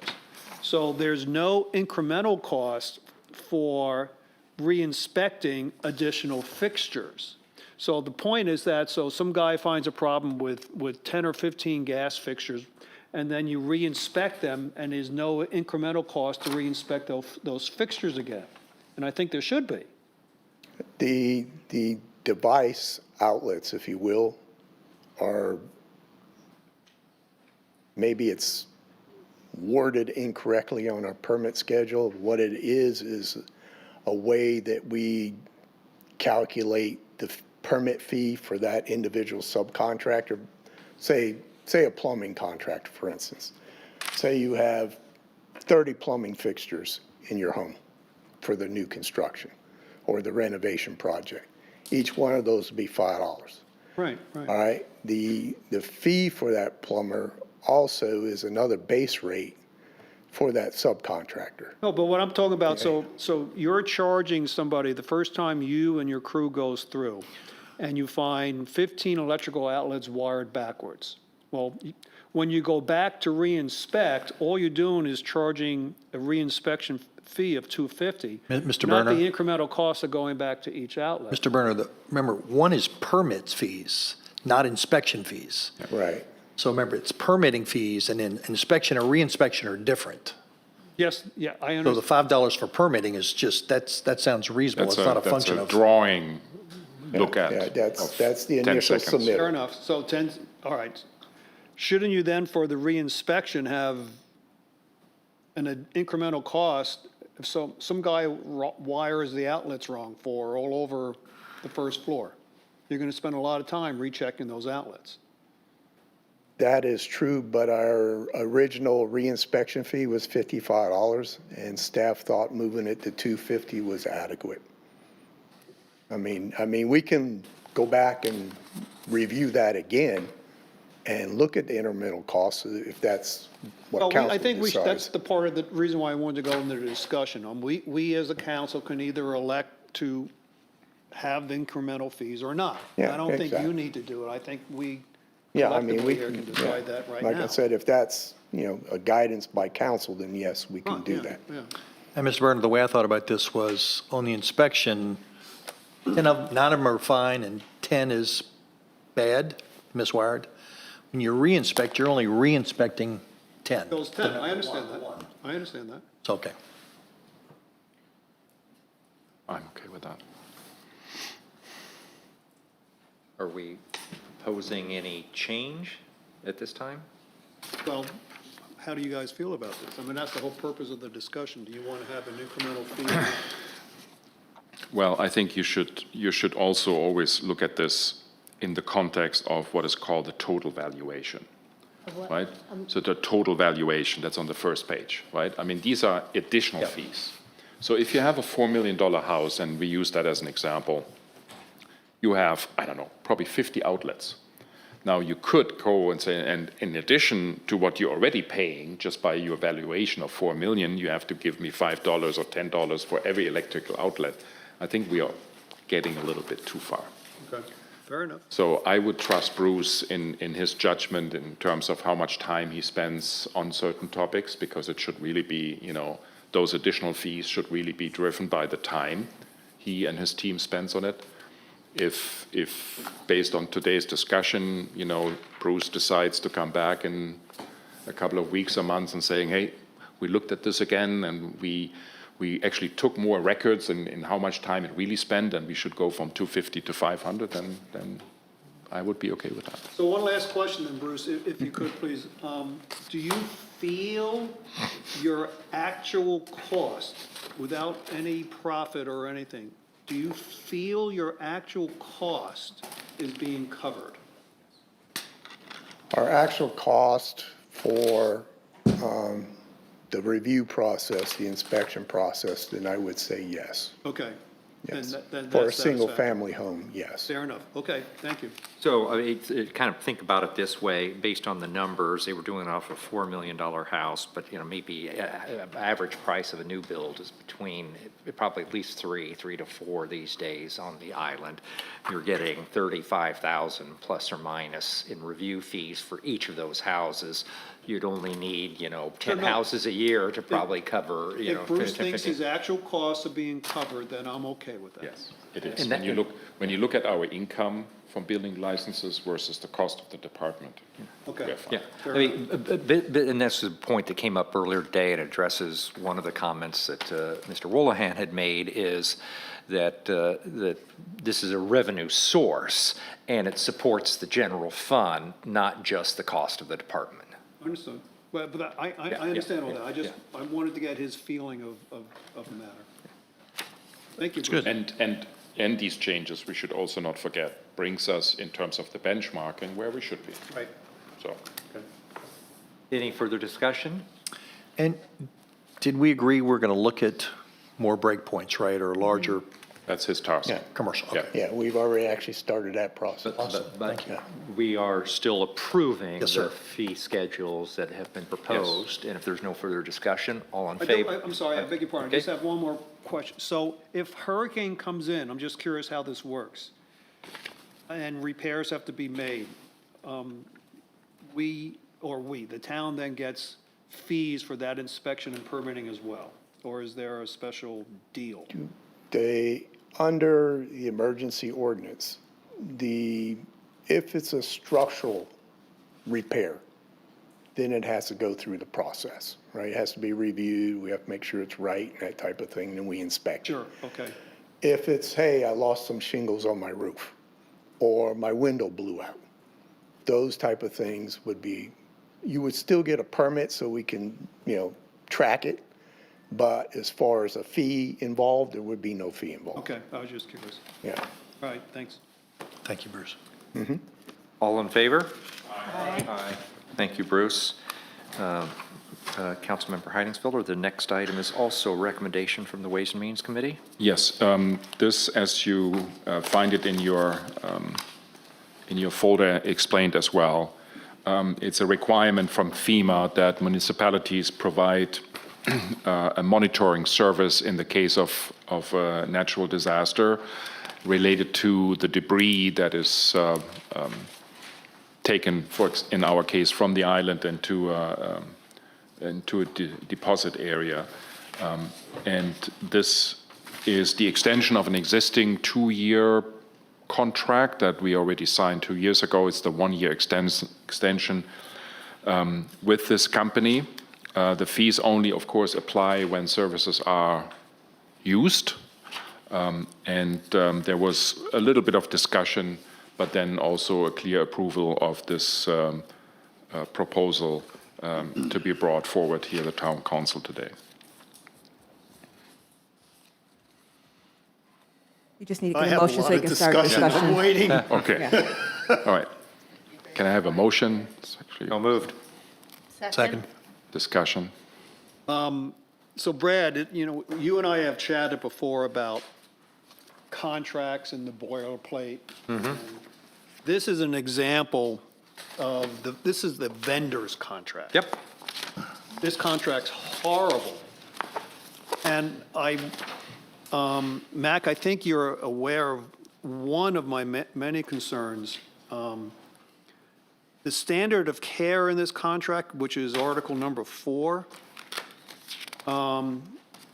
quote, "No other warranty or guarantee expressed or implied is made with respect to the services furnished under this agreement, and all implied warranties are disclaimed." How do we get into a contract like that?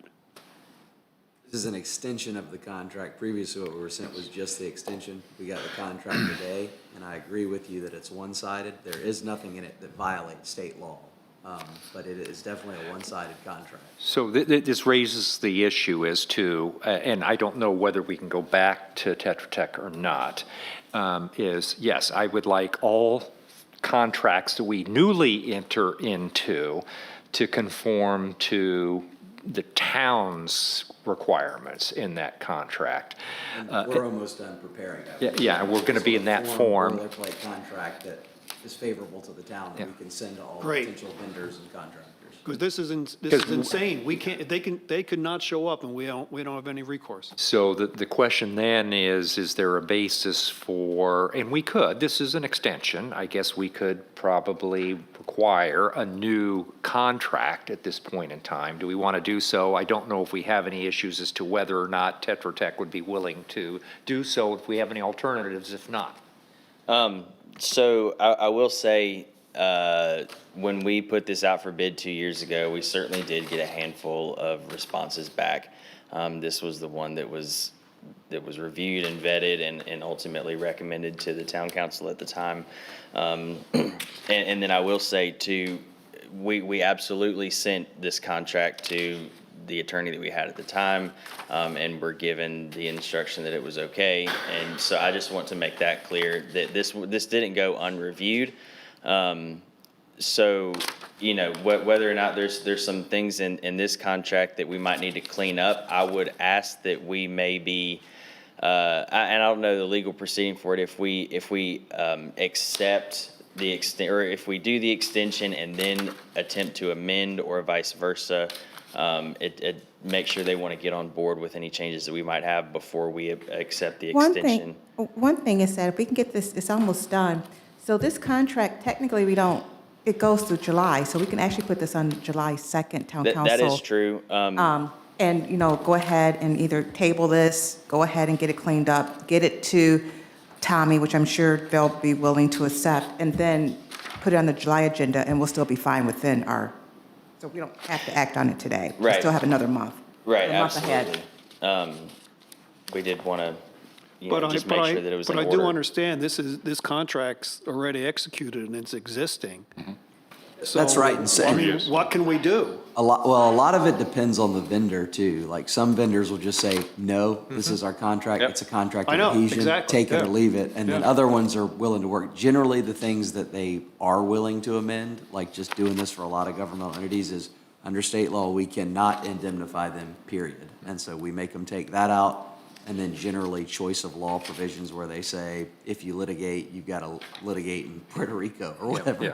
So we try to take those out too, but a lot of this one-sided stuff, And sometimes they won't budge on. And it. answer your question, Council's this- got to make a And decision. can This probably only contract is- resolve with a new This contract is RFP. technically expired. We're asking for a one-year extension, so we could at July, I mean, we go back to them. If they say no, then we have to figure out what we're going to do. It will But this technically, yeah. this that's- technically expires. Stephanie's I right. understand. Technically, the beginning of July, this contract is expired if we don't do anything. Yeah. And So with if the we're going hurricane to season change out, approaching. we need to get an RFP out Yes, tomorrow. Well, no, we're that going would to. not We be. may, I was being facetious, but the point is, we're probably already out of time to get a replacement contractor. I don't think they're going to have to Already. probably change out. I think the company that, so the person, Tommy, has done a lot of work with us when he was with Philip and Jordan. I think once they're almost done with the contract, I really think that they'll be willing to probably sign the new contract. I don't think they're going to walk away and say Great, no. all right, so let's try the soft, easy approach first, Mm-hmm. and then, but we can't wait a month to the next council meeting, though. No, we can, we're fine, because this contract doesn't expire till July 5th.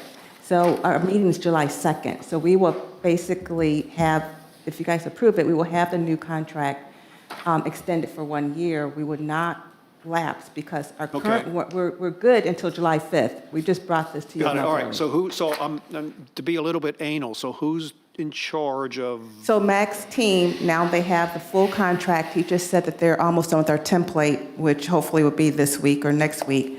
They'll sit with the mayor, kind of look at this. We'll get a new contract, and we'll get it over to the monitoring company for their review. And then ultimately, we should be able to have this back to on the agenda for July 2nd meeting.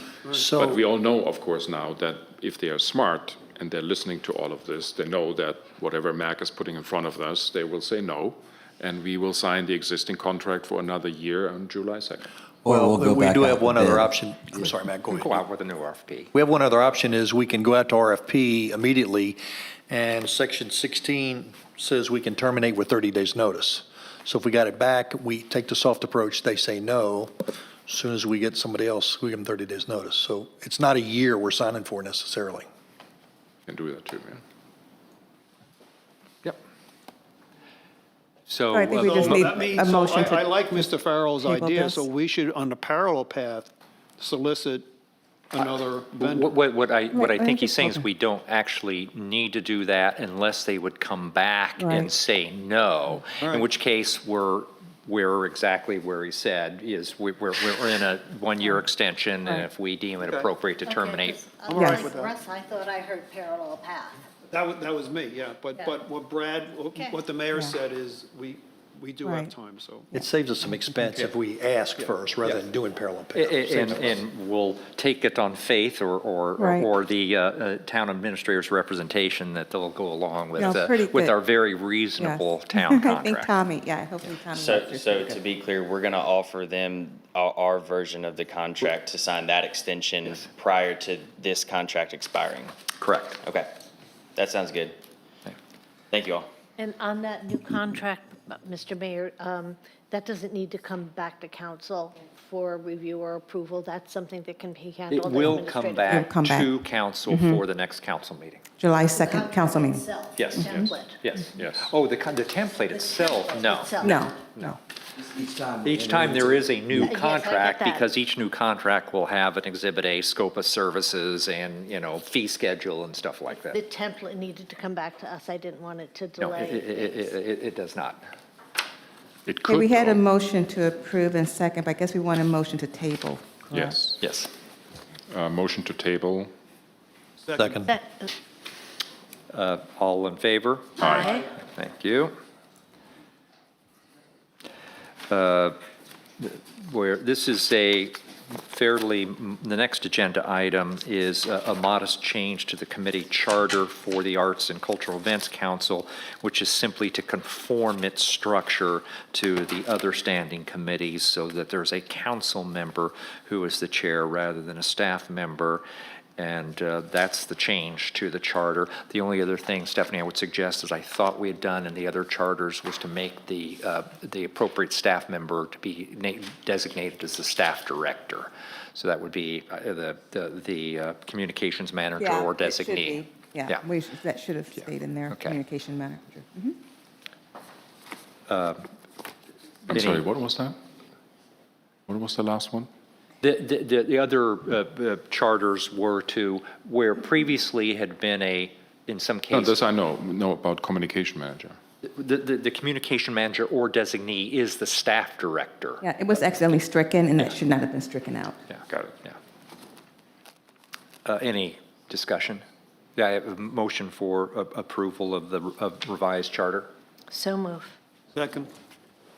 Any discussion? Nope. All in favor? Aye.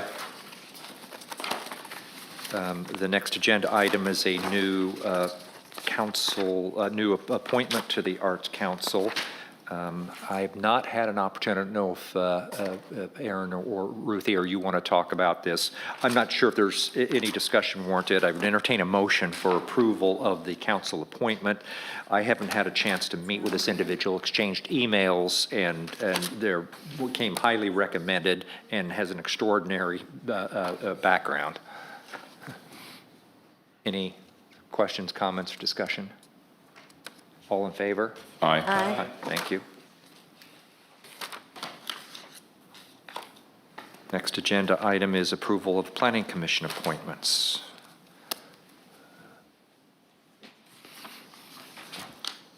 Move that we accept the appointment of Mr. John Conley. Is there a second? I second. Discussion?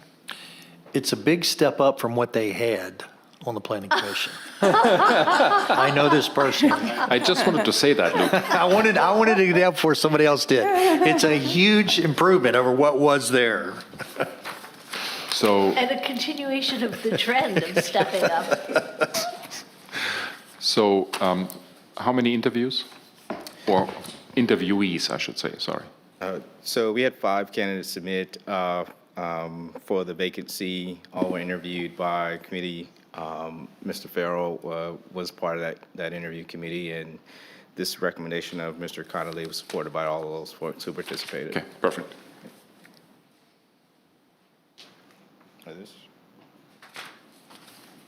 I have a question about why some terms were included and some were not.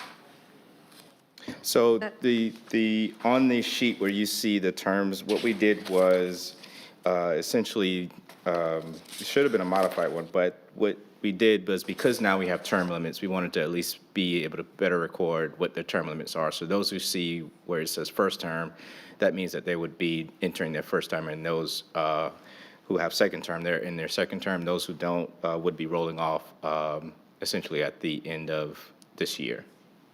And the 3 that don't have any dates, any have terms So indicated? they're not in their second term, but this would be essentially their final term based on their 10 years.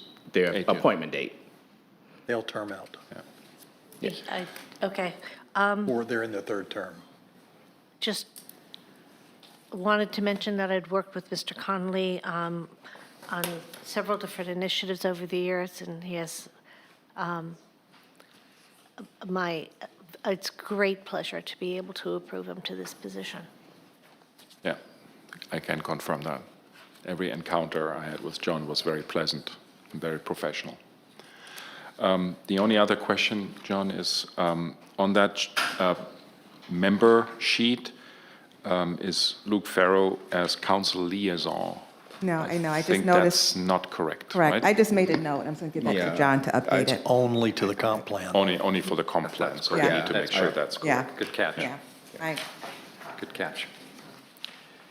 And so, but you had other good candidates, and you're going to have 3 openings here. I have 2 openings in December, January, and we're very optimistic about filling those. Okay. And just for the record, Mr. Chairman, I did not vote in this vote for this, just as a liaison. I participated in interviews and asked questions, but I did not have a vote. If no further discussion, all in favor? Absolutely. Aye. Next is approval of the Tree Preservation Board appointments. Councilmember Kay, do you want to take this? No? This isn't mine. No? So Oh, is this John? This is John, that's right, still John, okay. So we have essentially 2 vacancies on our No worries. existing Landscape and Tree Preservation Board. As you're all aware, this is a new committee that's been established. We wanted to be able to quickly appoint members to this particular board as our first meeting, which will be adopting a chair and electing a chair rather, and rules of procedure for this particular committee will be at the end of this month. The 2 candidates that are being recommended are Mr. Gregory Darris and Ms. Melissa Yearden. These 2 would be resident members. Both of them are present today. And we believe that they would fill a complement to our existing membership. We're only 3 members at the time, and so these comes as recommendations for this Landscape and Tree Preservation Board. And while I did not, while I was not part of this process and I wasn't actually on this subcommittee, I read through the resumes and they were very impressive. Any other questions or comments? Hearing none, all in favor? Aye. Thank you, John. The last agenda item is discussion of the Main Road Corridor Segment C project. I alluded to this earlier. The only question at this juncture is whether it would be this, whether the council, as a council, is interested in having a comment letter go to the county regarding the plans. I had discussed this briefly with, as I had indicated, the chair, Mayor of Seabrook, Bruce Kleinman, and I mean, certainly he and I were inclined to sign a joint letter. We could just simply do so as mayors, or we could do so on behalf of the councils of Seabrook and Kiawah Island. But that would, of course, presume that everybody is supportive of the idea of supporting the staff recommendations as proposed.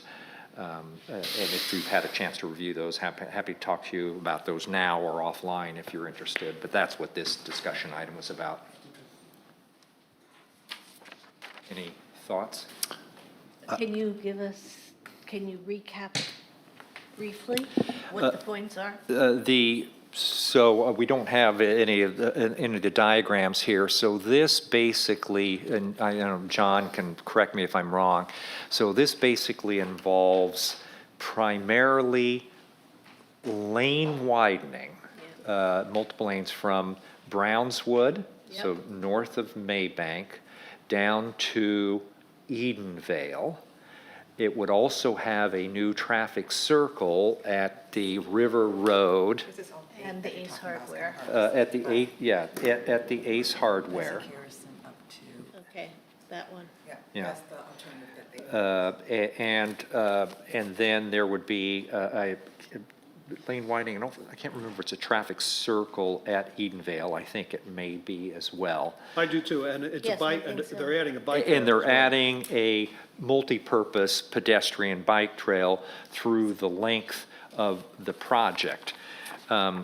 The issue or concern is that you may have seen some signage if you're driving down Bohick. That we're not their driveway. That we're not John's Island driveway, which I find kind of passing strange because you could have a similar sign on Maybank Highway that Charleston is not, John's Island is not Charleston's driveway, because many more John's Islanders work on Charleston or North Charleston or Ashley, West Ashley. But that sign's on property that's going to be lost to the widening, so that's why it's. I think that's correct.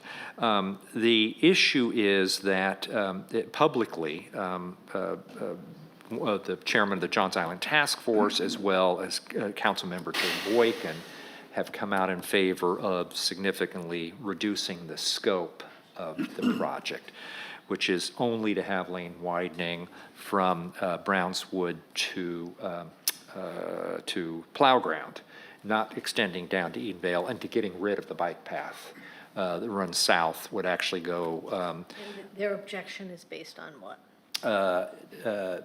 Not as much need relative to impacts on homes and church property, grant trees. So everything is a series of trade-offs.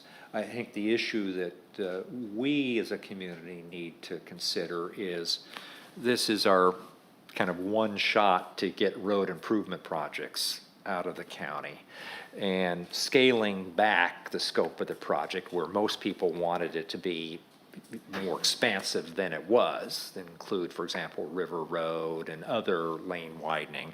That's not going to happen. But are we fine? And one of the things that I had envisioned looking ahead and talking about the context of Kiawah Next comprehensive plan and what else is going on is if you expand from Edenvale, which is a cut through all the way over to River across the center of the island, and you expand and have an extra lane going up to Plow Ground. Plow Ground, I don't know if you're kind of familiar with this, is potentially for another point of ingress and egress off the island, will connect into the southern Pitchfork. And also, if and ever 526 is built, would be accessible off there. So a lot of the traffic coming in and off island would more likely go up Bohicket along the right lane of Bohicket right on plow ground, since all of plow ground, the area between River and Maybank is largely AGR, AG8, not going to be heavy development, it would be the access point, the way to go to Charleston or access points north as well. So. So what's the point? So you, I mean, I'm all for you writing a letter if that's what you wish to do. So I don't know what you're. Well, the issues, I can certainly write a letter as the mayor, and so can Mayor Kleinman, and we can sign one jointly as the mayors of Kiawah Island and the town of Seabrook. The question I'm just posing to you all is, would you prefer that to be on behalf of the town of Kiawah Island Council? That's the question, really. Yeah, and the maps are behind you, and probably a couple years ago, when maybe last year, or year before, maybe 2 years ago, the town council did write a letter when we had Sea Island is the way, or whatever proposal that we wanted. So essentially, I think you're asking the same. We've done that before in the past, and John Taylor went to the council meeting. He officially read council's letter in the minutes, essentially saying which alternative that we supported. And I don't know that the staff or the Charleston County Council will appreciate the distinction as to whether it's just coming from the mayor or the council, but I wanted to provide, fellow council members an opportunity to chime in and whether you wanted it to be formally on behalf of the council. Well, I think in recent history, we have issued 2 letters related to issues beyond our jurisdiction. One was the Bohicket Marina project, I believe, outside of the urban growth boundary, and the second one was for the health and wellness village. And I think in both cases, I don't was a think letter. we did one on the health and wellness village, did I think we did. No. I'm Not for the health pretty and wellness. For, just thinking back, the proposed putt-putt golf. They did putt-putt, and then we did But the last two, but we also wrote a letter to the health and wellness, I believe. But anyway, so I at did least one my individually, recollection. And again, in my recollection, those were always letters that came from the council or on behalf of the council. The one that we did with across the street So was the I- mayor on behalf of the council. I would prefer that we are keeping that kind of history and write those kind of letters. And I think this is a totally appropriate topic, again, to voice our opinion on behalf of the community, that we are doing it on behalf of the community and on behalf of the council. And I just to note that when we discussed it, one of the key points we would make is potential, if not expected, growth on Lower Johns Island. And it would be not so much growth on Kiawah or Seabrook, but you continue to build out Kiawah River and all the entitlements that exist with the resort or Riverstone with respect to the 400 or 500 acres surrounding this, which is R4, plus there's a density bonus potential, so you could have another couple thousand potentially dwelling units down here, and if you could just imagine the impact without additional road infrastructure in place. So, Mr. Mayor, I would be supportive also of coming from the council. I personally might suggest that we not talk so much about growth, but talk about the safety of the road work that's going to happen. Talk about still preserving as many of the grand trees as we can and be strong supportive of the urban growth boundary. I think those 3 things would be important to residents of Kiawah and broader residents of Johns Island. Growth might be implicit in why some of is the need, but I think the less we talk about, the more we talk about the safety that's resulting from the growth is probably a better way to approach this. Just my 2 cents. But I support you doing this for the council. Well taken points. Thank you. Oh, there's no action item here other than I just wanted to get a sense of the Yes, council. Yeah, I think you have a green light. Okay, Yep. all right. Yes.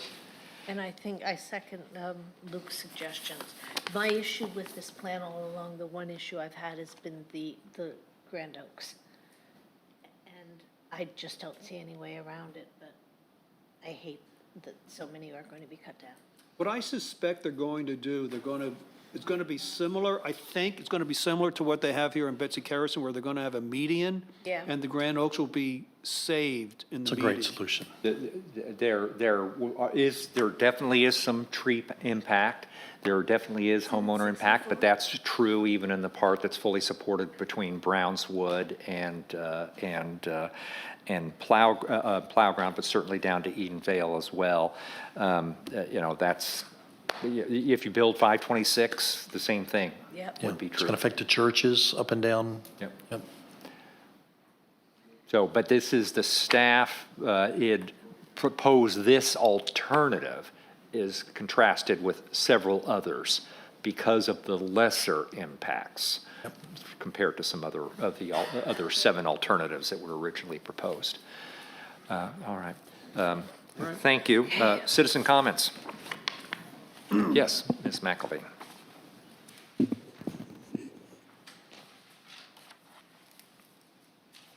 Maura McElvain, 146 Blue Heron Pond Road. First, I'd just like to thank you all. It's really nice to have a really meaty council meeting to kind of see how the sausage is made, but to actually be present and have it occur in public is, to me, a great advantage of the group we have assembled here who have been elected. So I thank you for that. I also thank our new town council. I'm very happy to see you. Then I have a couple other comments, and I'll be as quick as I can be. To Councilman Farrell, you had some comments in your updates, and you were talking first about some of Mr. Wolahan's comments. And I think his issue is the money that's invested in the pool does have certain limitations to it, obviously where it can be invested, but it doesn't all have to be in the pool.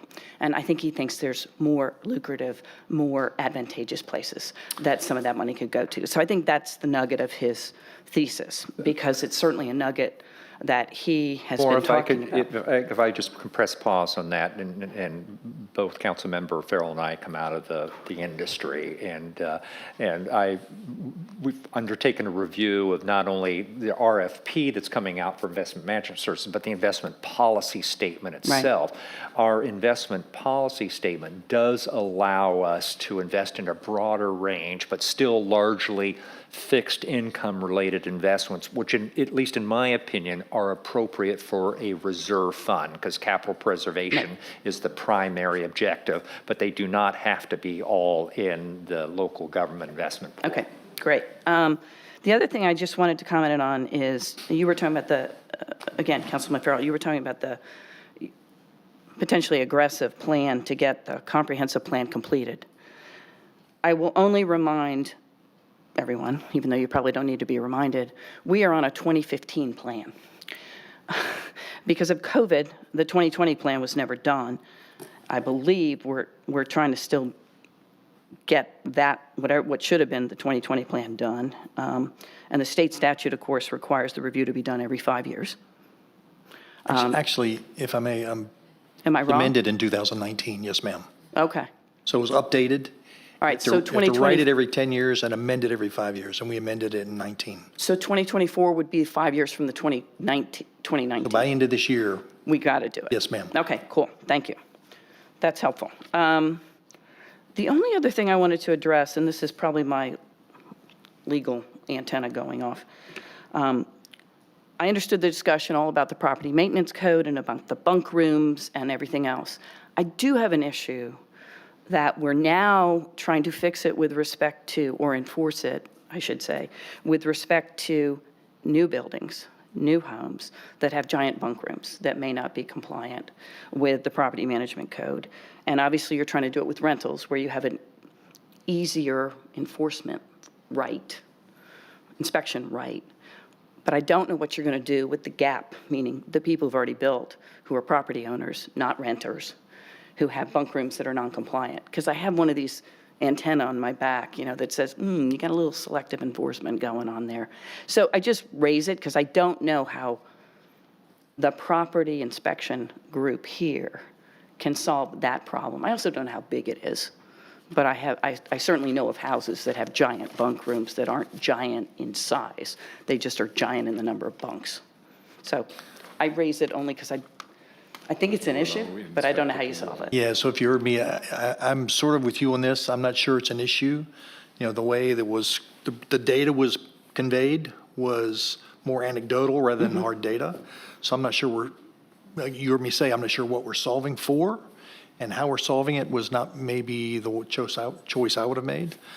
So I think we have like minds on, at least on this topic. Yes, Yeah. ma'am. Okay, cool, thanks. Thank you, Maura. Any further citizen comments? Councilmember comments? Councilmember Heidingsfelder? Thank you. Councilmember Berner? None, thank you. None, thank you. Councilmember Farrell? Thank you, no. Would entertain a motion for adjournment. So move. Second. We are adjourned. Thank you.